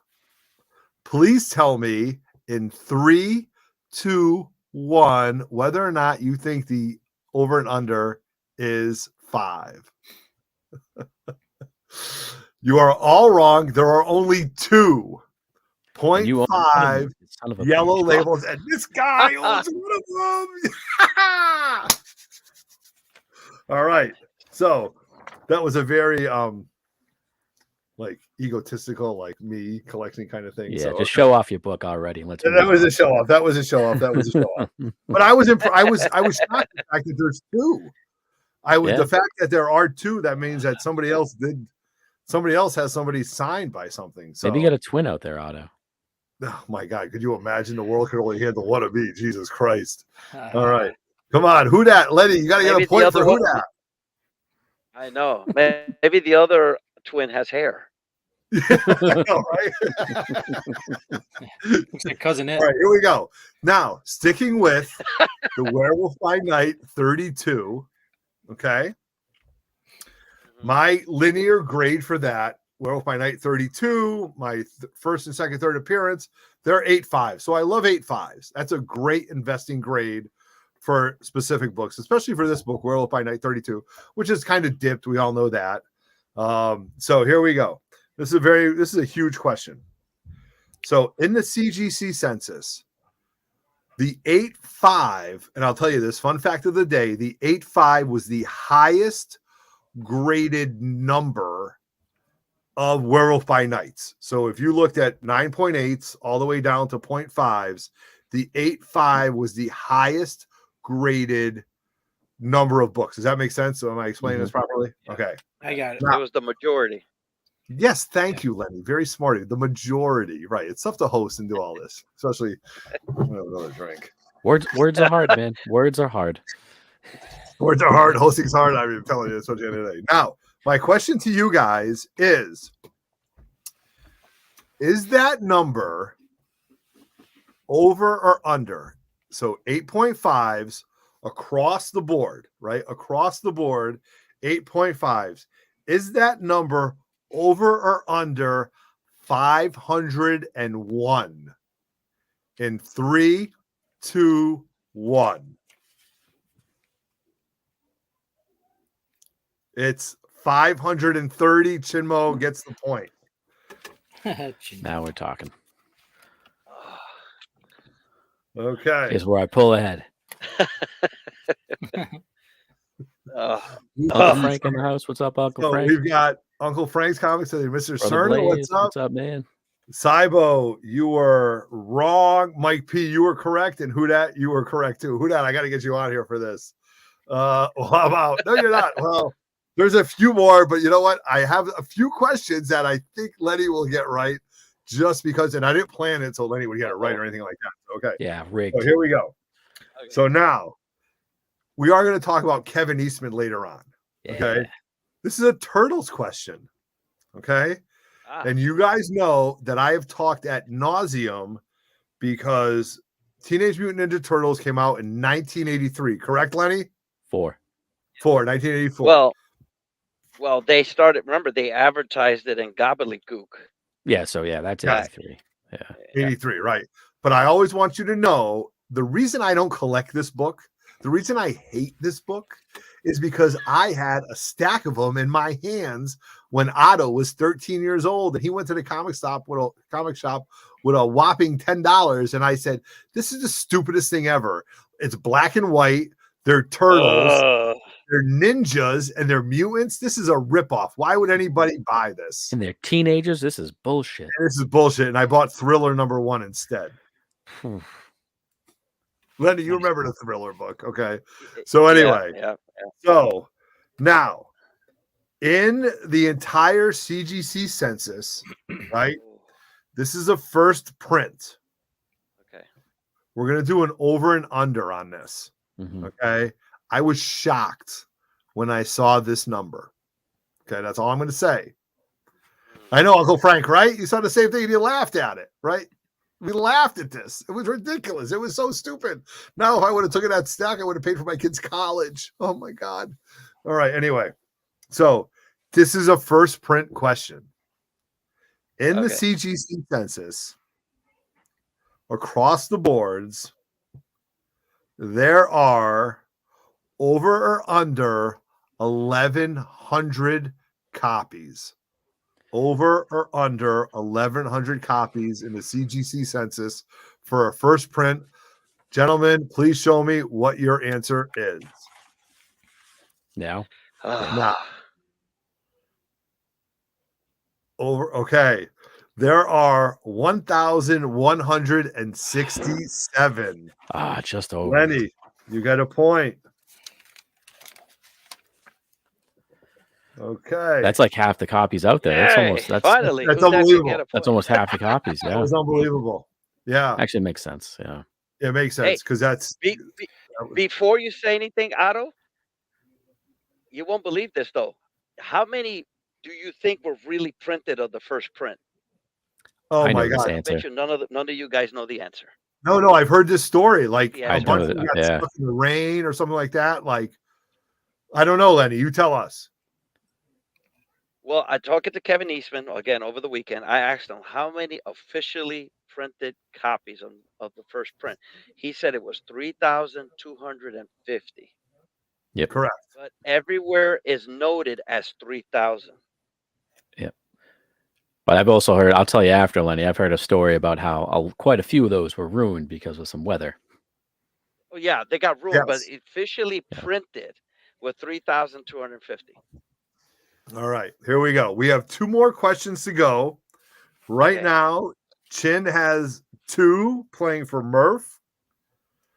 Dave, the brother, has 1 playing for Sweet Gems. And Lenny has 1 playing for Who Dat Comics. We have 2 questions to go, sticking with CGC. All right, here we go. Now, as Lenny alluded to, CGC low-key flex. Look at Throwback King right here. Look at this is a good one, Lenny. I spoke to Kevin Eastman over the weekend. All right, here we go. Sticking with CGC. Not only does CGC do comic books, they do other things. So when you go on their website, you'll see this whole long line of services that they provide. Mm-hmm. Are those services, because I counted them, over or under 7? Wait, are we talking like their comics, magazines, posters, money, gotcha. posters, Okay. money, magazines. Oh, okay. I'm sorry for not explaining it properly. Okay, all right. Posters, money, cards, things they grade. Anything they grade. Gotcha. Is that number over or under 7? Okay, gentlemen, let me know in 3, 2, 1. Over. Okay, you are all correct. They have 9 services that they do, and I was shocked when I saw them all. Okay. I mean, what they got? What it's comics, video games, cards, money, posters, money, magazines. Like I added them all up, and I was like, oh my God, I can't believe they do all that. You're right. It absolutely was 9 EX. Good answer. Okay. Oh boy. So right now, Chin's got 3. Murph, you're getting this book, buddy. Oh my God, I might have to do a tiebreaker. Holy shit. All right. Oh shit. Right now, Chin has 3. Dave has 2. Oh my God. And Lenny has 2. Oh, this is huge. This next question. Oh my God. Oh boy. I told you every time we do this, I say come up with a tiebreaker. You're like, I know. You know what? Oh my God. Every time. You wonder how Bob Barker did this for so long. Jesus Christ. He was just sucking down Tito's. I was going to say he was sober. Probably. God. He had inspiration. Yeah. Yes, I know. Those girls. Holy cow. Oh my God. Yeah. Thank you very much, everybody, for joining in the live chat. This has been a lot of fun. We're going to do this. We're going to talk about some shows that we went to. Beamtown. Benny Beans. Good to see you, my man. All right. Here we go. Oh my God. I need a part-time bartender to help me out here. All right. Oh my God. Here we go. Sticking with CGC, gentlemen. Oh my. Is this the last question? This is the last question without a tiebreaker. I don't know what to do at this point. All right, here we go. All right, so the last question over to our first and foremost, you guys, let me know in the comments below if you did enjoy this. If this is a waste of my time, tell me, because I don't know. I think this is kind of fun. I see other people doing this, and I really enjoy it. Good time. All right, so CGC, the company, Lenny. Dave, the company, Chin. The company that Chin doesn't even rip the book in half. All right, Cybo. All right. What year was CGC founded? Oh, shit. Over or under? Are we ready for this? Over or under the year CGC was founded? 2001. 2001. Gentlemen, let me see your answers. 2001. All right, Lenny, go down. Can't see yours, Lenny. Lenny, we can't see yours. Lenny's frozen. Oh, he's stuck. Oh, there it is. Under. You're right. Under. CGC was founded in 2000. Chin, you are the winner. Murph, that book's coming to you, buddy. Winner. That was a good comeback. All right, so Chin wins. What do you mean? He was ahead the whole time. Chin, I didn't expect you to know that. That's what I thought it was interesting. All right. I know a little bit of everything. You do a little. We've seen me in trivia. Yes, I should know this, though. I should expect you to know this. So, all right. So, Chin, you were playing for who? Murph. All right, Murph. I'm going to give this book to you. I'm not giving it to you. You're going to come get this book. Murph, I'll pick it up for you next weekend. Shout out to you, Murph, for winning this book. Shout out to you guys for playing. You know, lots of great questions. Walking Dead, Werewolf by Night, Teenage Mutant Ninja Turtles, that kind of thing. So Murph does win. Chin was awesome. So thank you very much, you guys, for playing in the chat. I think this is a lot of fun. This is something that we're going to continue to do. If you enjoyed this, in about 2 weeks, there may be a special Star Wars edition. Just throwing that out there. That's right. If we were going to tell you that, right? If I'm going to say if that was something that someone was working on. Yes, exactly. If that was something that we were going to explore, right? All right. So, all right. That being said, we're exactly where we want to be at 9:30. We're going to take a little bit of a 1 minute break before we talk about some shows that we went to. And we're going to be wrapping it up in 20 minutes. So I can't wait to show you our hauls, talk about 2 shows that we went to, and that's it. So let's find out let's talk to you, since we've got Lenny, a little bit about what Spineworks can do for you and the discount code that you guys need to be using when you submit your books.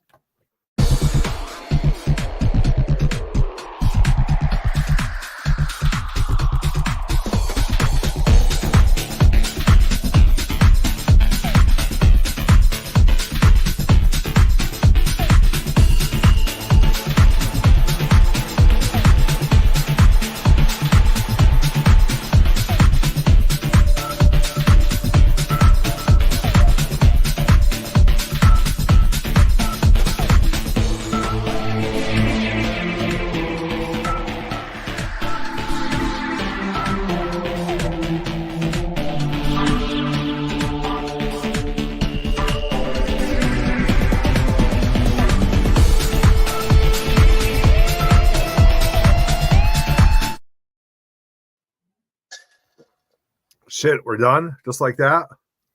We're over. Got cut off. Time to leave. Oh my god, what just happened? All right, so good. You won. Emerald Knight are meeting up at CliffsCon next week, Sunday, grabbing lunch. Yes. So I just want you guys to know, next Sunday at CliffsCon, I will be set up in front of the of CliffsCon. I'm going to have tons of stuff for the 3 Man in the Basement comic book swap happening May 20th. So I'm definitely going to be there all day long, hanging out. If you guys want to come hang out with me, please come do that. The day before CliffsCon is in Plainville, Connecticut at a VFW. Yes, and then there's a local show. I can't wait. And then it's a monthly con. They do it at the last Sunday of every month is this con. So we're going to be set up. Hopefully it's not raining. And let's be honest, Otto can't run a booth, so Dave and I will be there as well. Yeah. I don't know about that. Come to CliffCon and meet me and Chin. Yeah, we'll be there. So we'll talk about. So what are you saying? I don't need to show up. I just set everything up and let you guys run it. Is that what you'll happens? find Otto shop? No, we'll set up too. Don't worry. No, I know you will set up. I know. My God. So went to 2 great shows this past weekend. I mean, I wouldn't say I'm blessed. I mean, I say very fortunate to be around great comic book shows here up in the Northeast. And we started off at King Con, and it was just amazing. And then we rolled right into Little Giant, and that was just an absolute blast. Oh, look at this one right here. Throwback King. Thank you very much for joining us. Shout out to Spineworks. Had anything submitted. Had my X-Men hip hop signed by De La Soul, comic reslab. Very professional. Thank you very much. We love to hear that. That's why we align ourselves with such great people. So that's awesome. All right. Yes, Uncle Frank making an appearance 2 days after he gets his fresh cut, I'm sure. You know, he's also a hair model. I mean, you guys don't know that, but I. All right. Hair model, shirt model, he does it all. Yes, he does it all. Does it all. So 2 shows that we went to, one up here in the Northeast and one that Lenny went down to in South Carolina. And I'm going to highlight me real quick. And I'm just going to kind of go over this. So we went to Little Giant, and this is our 3rd year being here at Little Giant. And it was just an absolute blast. Jason is a great guy. He puts on a great show.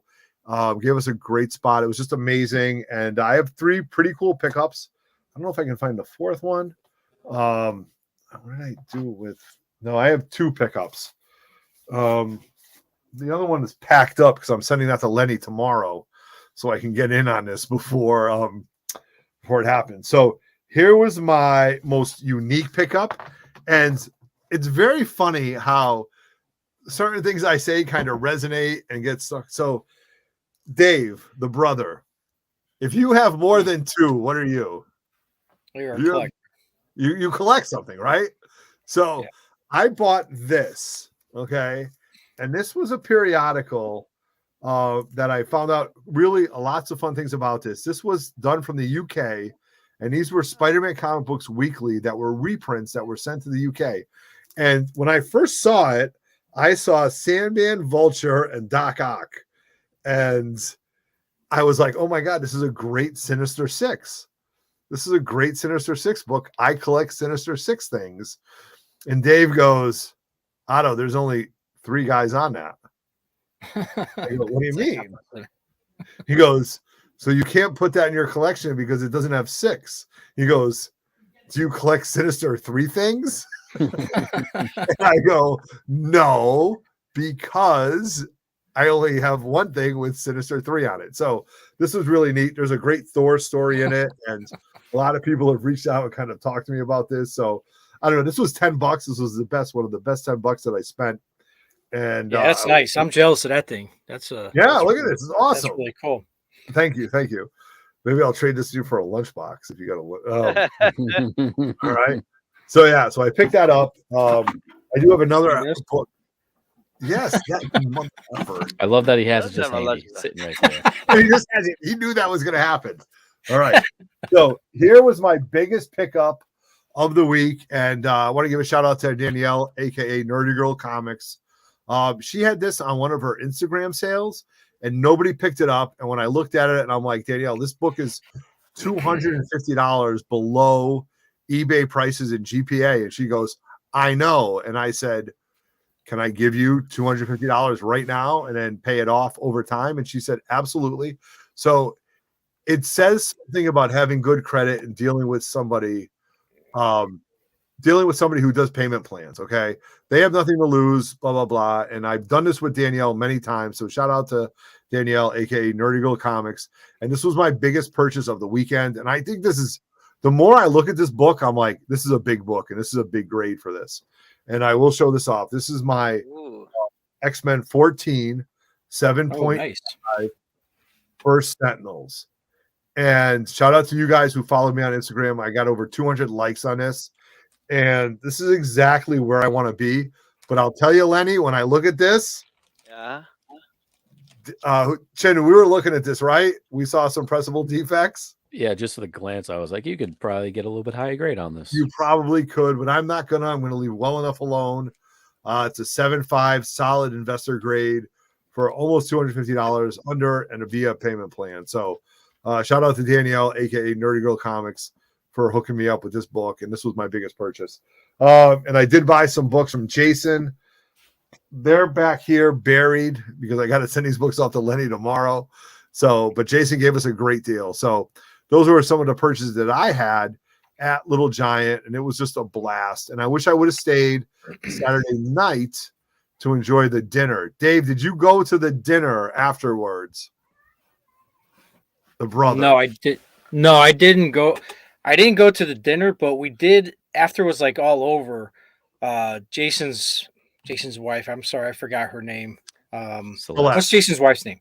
Celeste. Yeah, she was sitting out by where the elevators were.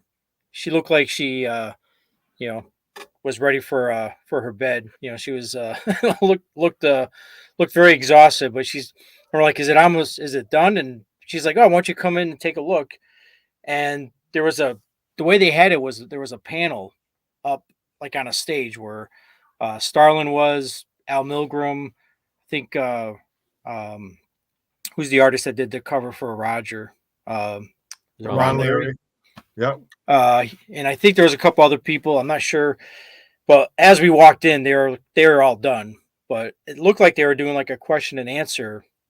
Somebody was asking questions, and it was a little different than how they did it with Steranko, where he just went like table to table. This was more of a kind of a presentation of the artists and the writers. Cool. Yeah. Nice. All right. So we're just going to kind of go around. Dave, what did you pick up at Little Giant? Do you have those books available, or did you just Mr. Goldilocks himself over here? Who, me? Yeah.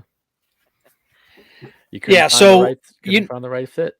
Yeah, there was one book I was looking for. I had a Daredevil 4.5 that had some cream pages, and I wanted to upgrade it. So the night before, I was going around to all the booths, looking around, and I was like totally panicked. I'm like, how do I trade this in? And I'm like, Chinamo, you got to help me with this.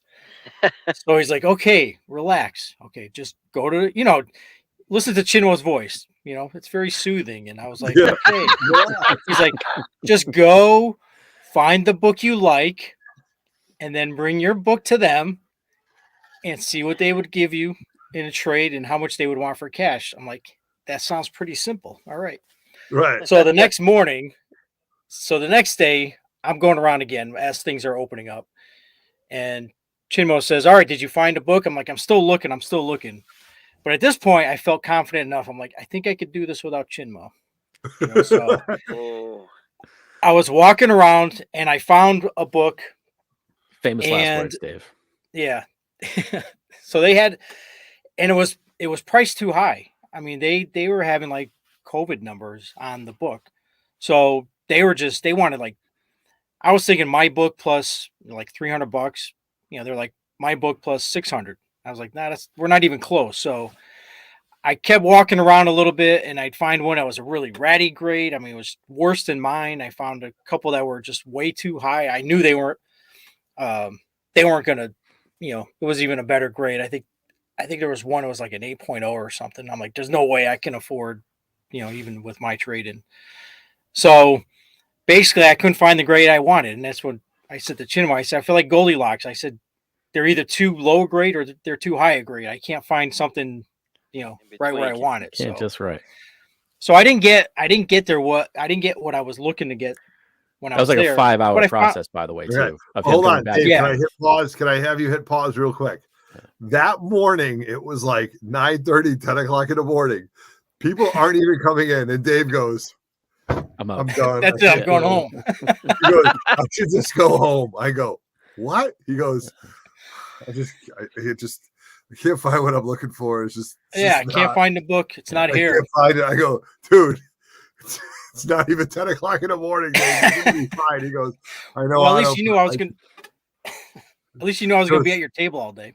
Yeah, I know. He goes, I just don't know what to do. I go, dude, it's 10 o'clock in the morning. It'll be fine. Sounded like he was mentally strained. Yes. Yeah, I took a lot out of him. Yeah. I was like, but so I sat at the 3-man table, had lots of people come chatting with guys. It was a lot of fun, and I'd do a couple of rounds.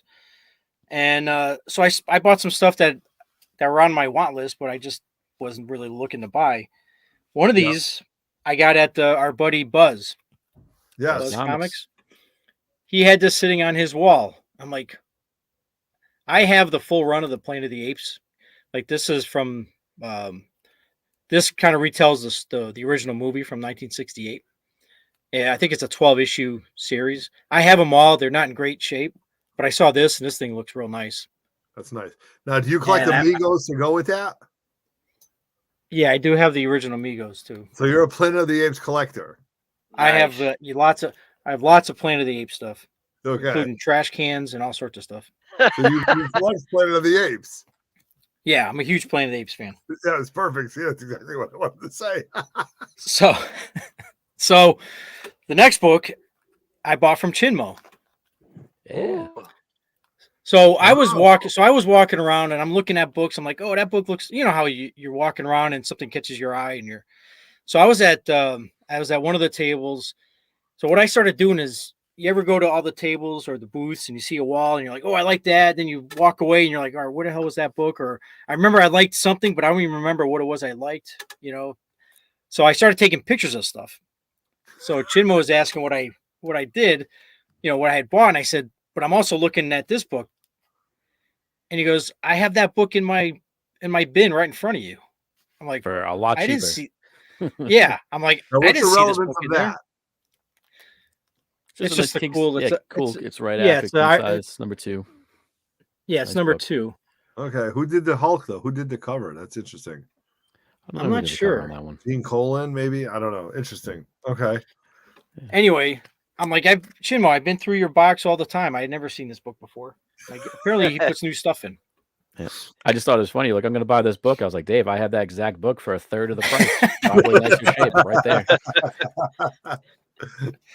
So then I started looking at, and this is always, I shouldn't say it's a mistake, but you go down. I was looking at Jason's wall, all his 80 books. feet. 80 oh my goodness. Feet, you guys. Wow. 80 Talk feet. About like when Lenny, you've seen it. 80, it's overwhelming. And it's raws too.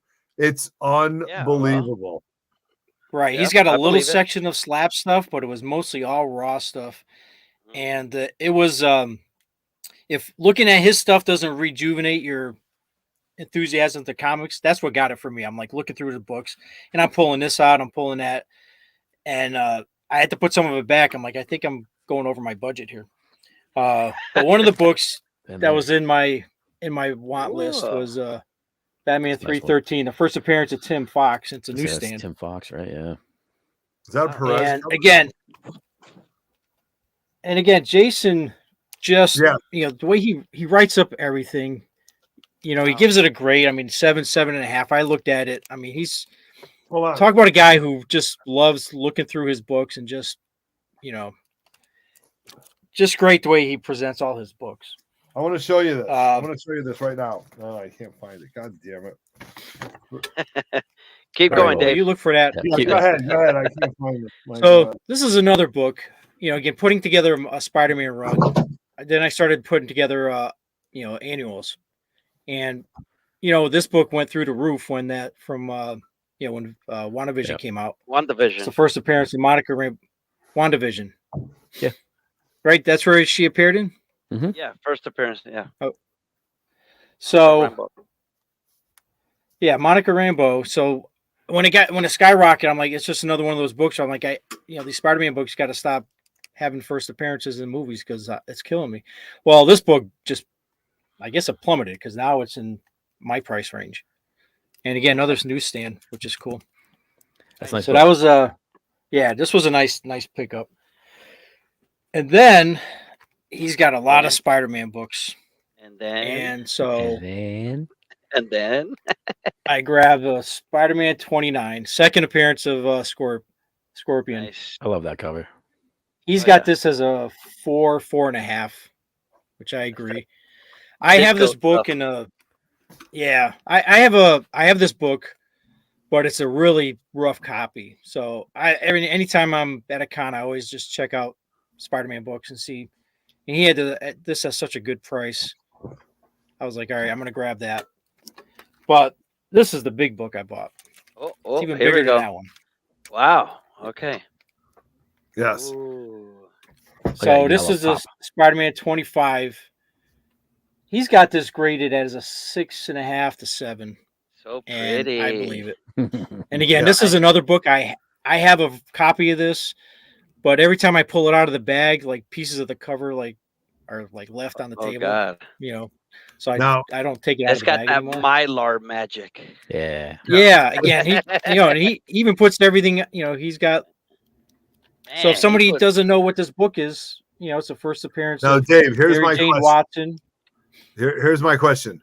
When you were pricing these out, you had a number in mind that what he thought he would give to you, right? Like what you wanted to pay. Was has it always been significantly under what you thought? Like, because I was standing right next to you, and Dave's very funny. He goes, Otto, do you think I'll get her for this? Do you think I'll get her for this? Do you think I'll get her for this? And I'm like, I think you'll get her for this. Yeah, Jason is I'm always pleasantly surprised when he tells me what he can get for these books. I mean, it does help that I had a little stack. Yeah, of course. But still, these are all the ones that I got from Jason. So, and would you say that you paid well under value for that whole stack? Yeah, easily. That's why when I saw some of these books and even the prices he had on the back were so good. Yeah, they were in kind of what I was thinking for. I think the SM25, I wasn't even expecting to get that high grade for that price. So it was it's nice to get that. Awesome. Thank you. That's great. So that was a great weekend. I mean, that the whole weekend, just meeting all the different guys, people from the channel, new subscribers, the Where's Otto. The Where's Otto. Here we go. It was a hashtag Where's Otto. Yeah, people. What was funny is right at the end, right before we were going to pull the raffle, there was a woman with her son, and they entered the other raffle, the subscribers raffle. Then we started saying, well, there's also another raffle, the hashtag Where's Otto, and they're like, what does that mean? So so Everett's leaving, Otto's leaving the table where these people were. And Roger says, you see that guy right there that's walking away? We always joke that he's never at this table. So if you can get a picture of him somewhere other than this table, you can enter this other raffle for this other prize. So Otto looked like he was on a mission because he was just going, I don't know where he was heading. Yeah, he was I was walking. For stuff. So I followed the woman with her kid, and I'm like, that guy. So I'm like, we're kind of running down the one of the aisles, and they're running over to try to get a picture of Otto. Finally they do, and they come back with it, and they're laughing. They thought it was the funniest thing. It was a big hit. And you know what? We'll just wait for Terrificon because it's going to be even bigger. No, right? I don't know if I agree 3 days. 3 days of Where's Otto. I don't know if I do. I got to agree with this to be like to take these. Why? It was a hit, man. It's going to happen again. Yeah. We got so many entries in that raffle. Oh my god, that was funny. All right, nice. So before I turn over to Lenny, and then I'll have Chin wrap up. I do want to show this real quick. So when we talk about Jason and his books and stuff like that, he loves to put stuff on the back. So I picked up a great copy of X-Men 132, which is going off to Lenny.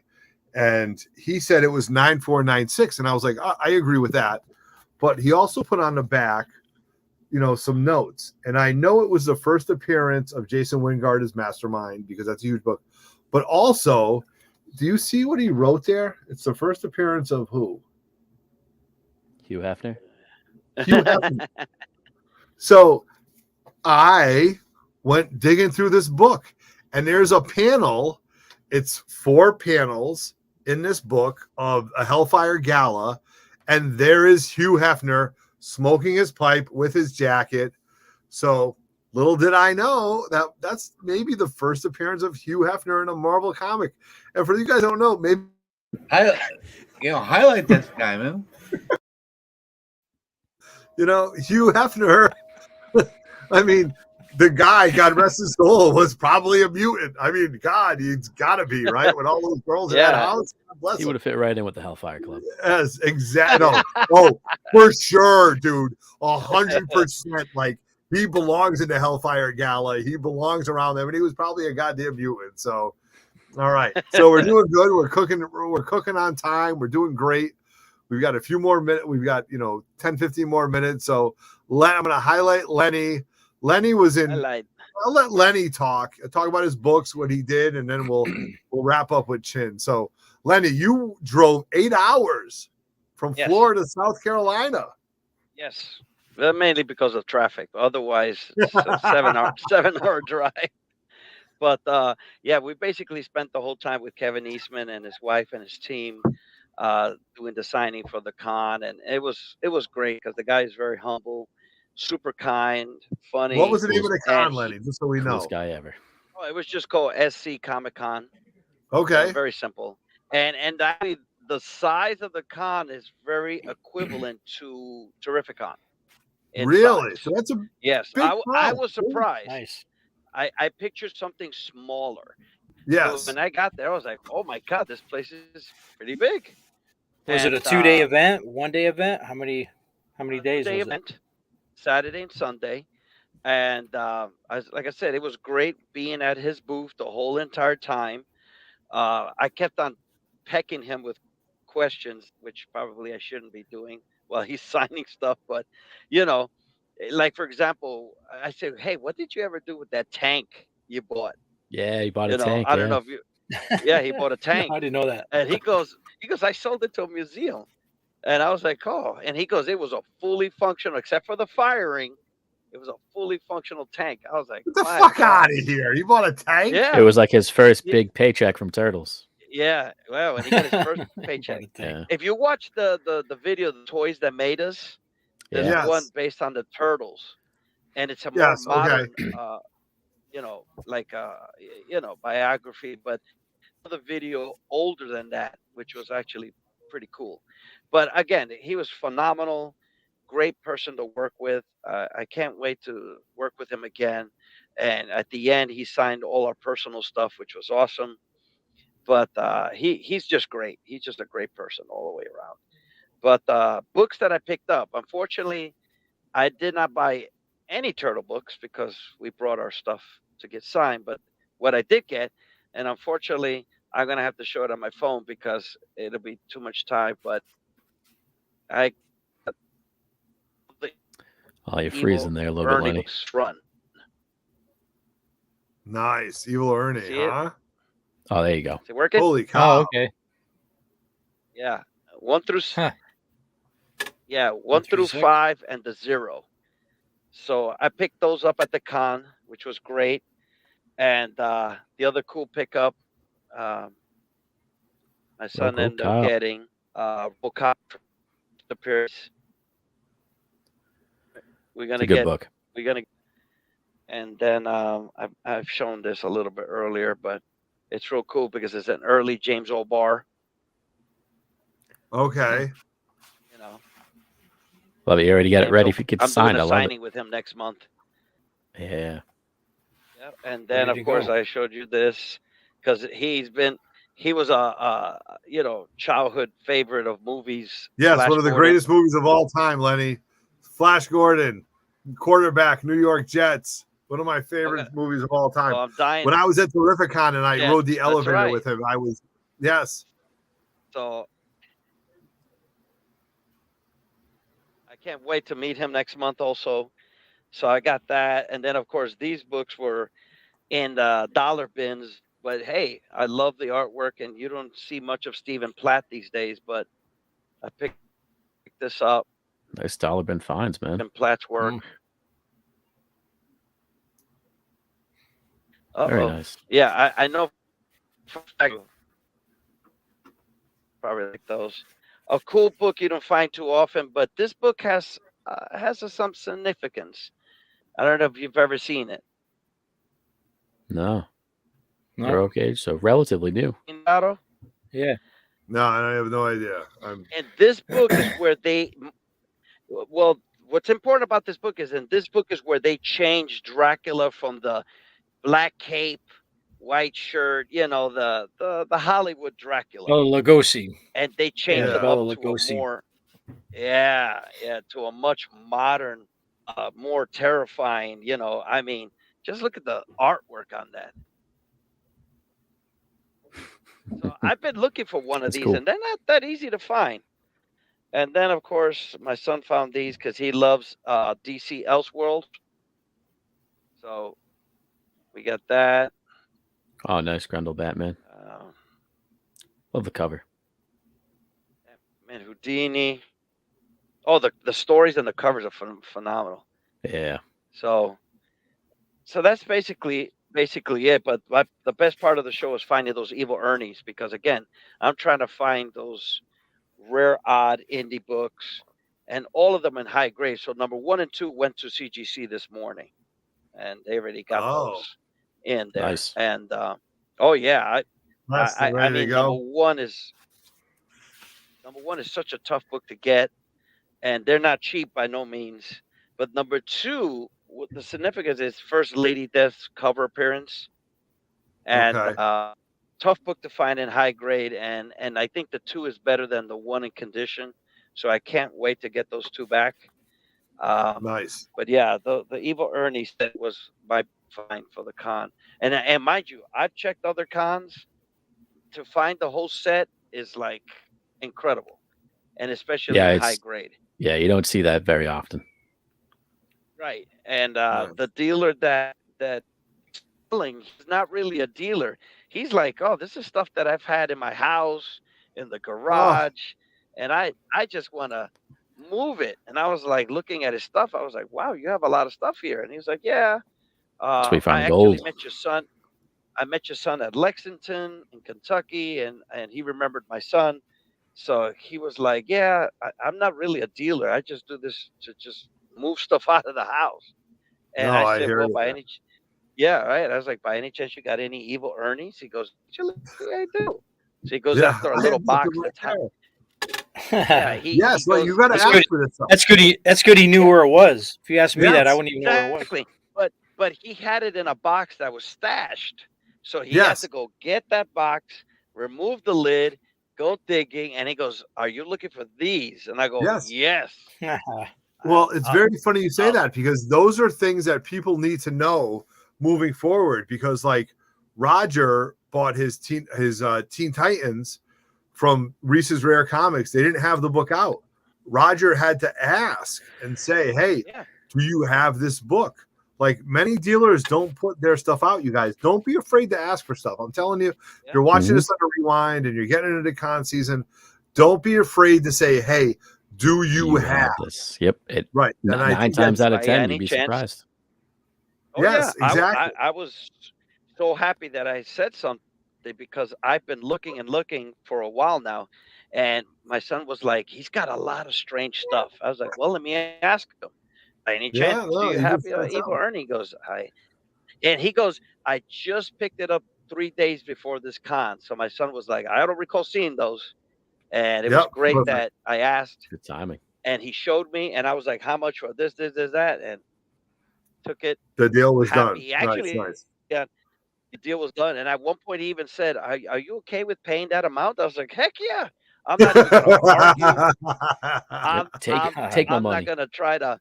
Yeah, I'm not gonna hassle you. I was like, here's money. And he was like, okay, as long as you're happy. He was like, as long as you're happy. I was like, get you see my face? I'm happy. I'm good. I'm good. Too much for my poker face. Yeah. Nice. So now we'll go back to Little Giant, because Chin was working our table, and then at one point he said, I'm leaving to go buy. Like, what does that mean? You're leaving to go buy? He goes, he looks at me, he goes, that means you got to stay at the booth. And I'm like, oh shit, I really do? And he goes, there was at one point where I was like, hey, can you hold on? Because I want to get a book signed. And as he's going, I see him take out his phone. I'm like, you're going to take a picture of yourself in the booth, aren't you? He's like, yeah. Yes, because I'm here. So, Chin, what did you end up picking up at Little Giant? I mean, were you all over the place, or? No, you did sell some stuff, so you had some equity, right? I did. I did some selling. I also picked up a collection right beforehand, so that was nice. But I got a couple of things signed, which I liked. But then the first book I picked up was a trade. So shout out to Sweet Gems. I picked up a nice high grade Man Thing #1. Yeah, dig it. Nice book. I had 2 books that he wanted, so he gave me a little cash. He gave me some cash in this book. I gave him the 2 books I had, and we both walked away happy. Nice. Then I picked up a couple of books from Jason when we checked out there. I picked up the last I'm a Turtles guy. This is the last one I needed. It's not a hard one to find, but it's hard to find in a higher grade. That black cover. So, pick that up. I now have all my Turtles books except for a number 1 in a first print. That was from Jason? That was Jason, yep. And then, so were these. I love Dead Man, Strange Adventures. So, an awesome Neil Adams cover. Oh, that's a great cast. Yeah. 207 nice. And 208. So, I now have 205 through 208. And then the last book I picked up right here, nice little first appearance, Silver Age DC, first Metamorpho. And Simon Stagg, but Metamorpho is the big one in there. I think we might be seeing him come to the big screen pretty soon. So, it's a nice price. An underrated character. He's a very underrated character. I've liked him ever since the Justice League cartoon. He popped up in there, and I always enjoyed him since. Oh, yep. I loved it myself. Yep. So I picked that up. And then the other purchase I made there wasn't actually comics, but I made a deal beforehand with someone that I know for some. See, I started going down a rabbit hole I shouldn't go down because it's this is good. This is good. This is good because now you collect these shit, right? I mean, I always collect Star Wars, but I was like, I can never go down the vintage figure hole because it's just too damn expensive. Right. So shout out to my boy Joe from Sensational Comics, right? I got two of these came from him. The last two I showed came from him. Yep. But I picked up I got my 6 bounty hunters. I got IG-88, Zuckuss, or Forlom from the figure, but Zuckuss. Oh, nice. And Bosk and Dangar. I picked these up from my buddy. He works at Richard Comics up in New Hampshire. Check them out. IG, Richard Comics. It's great. But so, Chin, you collect Star Wars bounty hunters? I mean, I collect everything Star Wars. I just happen to really like the bounty hunters. Well, now you specifically have Star Wars bounty hunters. Well, there's something else I'm going to show you that's more than just bounty hunters. Christ! But then from I got my Forlom and I got my Boba Fett with the rocket. My God, look at that! He's got the gun and everything. So I got now you know what you need to get. You need to get the Lenny will remember this. It was the 12 set. No. It was a toy it was a diorama. It was a toy of a Star Wars. Oh my God. What was the big ship, Lenny? The Star Destroyer. It was not the Star. No, not the ship. And it had the Darth Vader could go in the center of it with a chamber. It was the Death Star playset. No, not the Death Star, but it was a Star Wars Star Destroyer playset. That was probably. I'm going to buy it for you for Christmas, Chin. And then I'm not going to say no, but that's going to be expensive. No. I'm going to send it to you guys. I can't think of it, and it was because I'm going to. Okay, forget it. I'll let you talk. I'm sorry. But no, I've always liked Star Wars, so now I started going down the vintage hole, and then yesterday, thanks to Murph and Sean, their buddy Herb, he's like, "Hey, I'm selling some Star Wars toys if you want to come down and take a look." So I went down and took a look. So I picked up a complete Emperor as well. No way. Yeah. I like when they're complete. That's because if not, they're a little tougher. A complete Admiral Akbar. It's a trap. Yep. It's a trap. Staff there. A complete Bib Fortuna with the staff, which I'm pretty happy about. This one's not complete because he came in a different set, but I mean, who doesn't love Salacious Crumb? Oh my God! That wasn't a solo figure. That was that he came with Jabba the Hutt, but he didn't have Jabba. Yeah, the Jabba playset. The only one I bought that was not complete was I now have 2 IG-88s. Oh, look at that! Nice. And then these aren't vintage, but I mean I love anything Boba Fett and Mandalorian, so I just picked those up too. Yeah. So I'm just going deeper down my Star Wars hole. And the one more that I love, I don't know why, but I've always loved Gonk droids. Yeah, the Gonk droid. Little power droid. Gonk droid, yeah, exactly. Yep. So I was very happy. So now I'm Gonk. Yep. Right. Yeah. Now I'm deep. Speaking of droids, in that trailer you saw Chopper. I know. Yeah. So Chopper is actually the first Rebels character to be live action. He's got a small cameo in Rogue One. I can't wait to see with his little arms. You know what? If anybody can tell me really quickly who voices Chopper, I'll give you something on our next show. Ooh. Anybody know the voice of him? Otto? No, I have no idea. Without Googling it really quick. It looked like Otto's falling asleep. No, not at all. No, I'm trying to find what I'm trying to tell you. I gotta show you this picture. Lenny, when I show you this, you'll understand. Okay. So I have no idea who Chopper was. It's fun little fact. It's Dave Filoni voices Chopper. Is it really? Are you kidding? Yeah, it's Dave Filoni. Yeah. All right, Chin. Yeah. This is the toy that I had as a kid.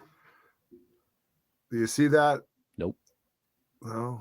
Like I know what you're talking about. Yeah. Like that was the Star Destroyer, like the Executor. Mm-hmm. Like that was a figure. But anyway, that would look great with that. Lenny, you remember this? Yeah. I can barely see that picture you just showed. Oh, I know. Forget it. It looks like a blur.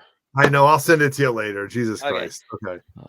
Chimlo, I'll send you some pictures of my Star Wars collection. Dude, so if you can't see what's on the other side of me over here, but there's literally just, I don't have the space right now, but there's just totes. And I'm going to say at least 60% of them are Star Wars boxed and unboxed toys. Oh, no. I got mine displayed, so I'll send pictures through Otto. I need a nice display. Unbelievable. Woo! My God, we geeked out tonight. Yeah, what a great night. We geeked out. We told you about CGCs. We told you about what might happen. We told you about what we picked up. We played a little bit of games, and somebody won, and we gave you some stats. I mean, it's just been an amazing night. So we're gonna wrap up because I got a timer of 2 hours, and I start to turn it after that. So we're gonna start from the bottom and go up. So Lenny, thank you very much for joining us. Good to see you on 3 Men in the Basement. Gonna have you on more often than not. Great. Thank you. Thank you for having me back. I appreciate you guys. I really do. If they need to get a hold of you, how do they get a hold of Lenny at Spineworks? Well, they can send a message through Facebook, Instagram, or you can email us at spineworkscomics@gmail.com. We also have our website at www.spineworkscomics.com. And where will you be next is my question. Our next con, like I mentioned earlier, would be May the 5th and 6th, is in Fort Myers for the signatures for James O'Barr and Sam Jones. So we'll be there. And then after that, my son, lucky him, he's going to Lake Como in Italy. Oh God! I heard all the big players go to that. Yeah, all the that's big like players go to Lake Como. Invitation only. So yes, that's what I heard. Nice. Kevin Eastman was saying, "Hey, I'm going too," and I was like, "I wish I could have gone." Yeah, right. Where's my invite? Yeah, my son's lucky. He's gonna go with Jason and the team, and it's a con that's for the elite. There's going to be a lot of high rollers, well-known artists, especially the Italians, who normally don't travel to normally don't travel to the States. So my son's going there as a witness. So after that, I think we're looking to go to I know Fan Expo in Orlando. We're still debating about Las Vegas, but there's just so much on the table right now. That's lots and lots and lots. Well, thank you very much for joining us tonight. We'll have you on more often, all the time, especially having you on tonight. So then I'm going to wrap up the Chin. Chin, what's going on with you, man? Where are we going to see you next? If you are around tomorrow and Sunday, I'm going to be at WickedCon right in Boston. Say it ain't so. You're going to be at WickedCon. That's right. So if you're going or going to be in the area, let me know. Hit me up. Let's grab lunch or something. Let's hang out. Let's talk books. I know. He's going to Boston. He's going to go Boston. I mean, I'm from Boston, so. Oh, yeah, right. We had a debate about Chimo's accent. We had a debate about Chimo's accent at the table. It was Dave doesn't believe in it. I don't think I have one either, but if I talk fast and don't think about it, you hear it a little bit. All right. Out. Yeah. All right, Dave, the brother. What's up with you? Yay! Again, another fun night. Thanks for Lenny coming on and giving all that CGC info. That was really, really good. I'm going to be at the WickedCon on Sunday. Hell yeah. So you may see there may be a Dave and Dave sighting at the WickedCon on Sunday. Not tomorrow. Tomorrow you get Chinmo all to yourself, but Sunday I'll be there. So I'm looking forward to that. Then the week after is I think when we're going to be at the CliffCon, right? or 2 weeks. CliffCon. Yes, I will. Yep. Also Yeah, be the week down after. there. Yep, the All right. So it was like con after 30th? con after con. So it's been some good times. April 30th, right? That's the date on that one. Nice. All right, gentlemen. Thank you very much. Thank you everybody for spending 2 hours with us, especially if you're watching this on a rewind. Thank you very much. Leave us a comment below if you're planning on this. But more importantly, guys, remember our biggest thing coming up is the 3 Men in the Basement comic book swap happening May 20th from 10 to 5. This is our big home run event. We have over 30 vendors. We have the isolation team. We have Capture Collectibles and Spineworks are going to be there taking submissions. Last year we had 300 people. I'm telling you, there's going to be over 500 people here. The raffle table is just going to be amazing. We are so excited. I have a food truck DJ. I'm sending out free passes left and right. We are going to be all over the place. Next weekend, I'm going to be at the Brick House 2 in Meriden, Connecticut, giving out free passes and promoting the show. That next day, I will be at CliffsCon in Bristol with some of our amazing team members, just hanging out and getting ready. It's just going to be fantastic. So, guys, this is our show. This is where we want you to come. You're going to hear it. The team from Isolation is going to be there. Power Kid Comics, Very Gary, CHUCKINGDOM Comics. This is going to be a show that you're going to want to tell everybody that you're going to be there for the day. Okay. You're going to want to spend the day. You just don't want to just come for 4 hours and dig through it. You're going to want to just hang out, dig through our books, enjoy the raffle. You can win huge books for simple raffle tickets. So I just can't wait. Or you could win this. Because I won this. No, you're not throwing that up again, are you, Dave? No, that's right. You can't win this. You can't win this, but you can win cool this stuff. Particular thing, right? You can win stuff like this, though. This guy is killing me. God damn it. There were 20 tickets in there, and 11 of them were Dave's, and 9 of them were mine, and I missed out on it. If I sound bitter, it's because I am. So anyway. It's a perfect note to end on. What do we have coming on? So those are all the things that we have coming on. Thank you everybody much for joining us. Subscribe, comment, like, tell everybody about your friends, tell everybody about the show that we have coming up, tell everybody what's going on with 3 Men in the Basement, especially with our show happening May 20th. And then we're going to see you at Terrificon. So on behalf of these 3 other guys, Dave the brother, Lenny from Spineworks, my man Dave Chidmo, I am Evernato. On behalf of Roger Levesque, who couldn't make it, Dave in the Cave, who's hanging out in the cave. We are 3 Men in the Basement. Thank you very much for watching. We are out. Peace. Good night, Canada. Good night. Good night, Canada. He'd yell at me if we didn't hear that. We're out. Done.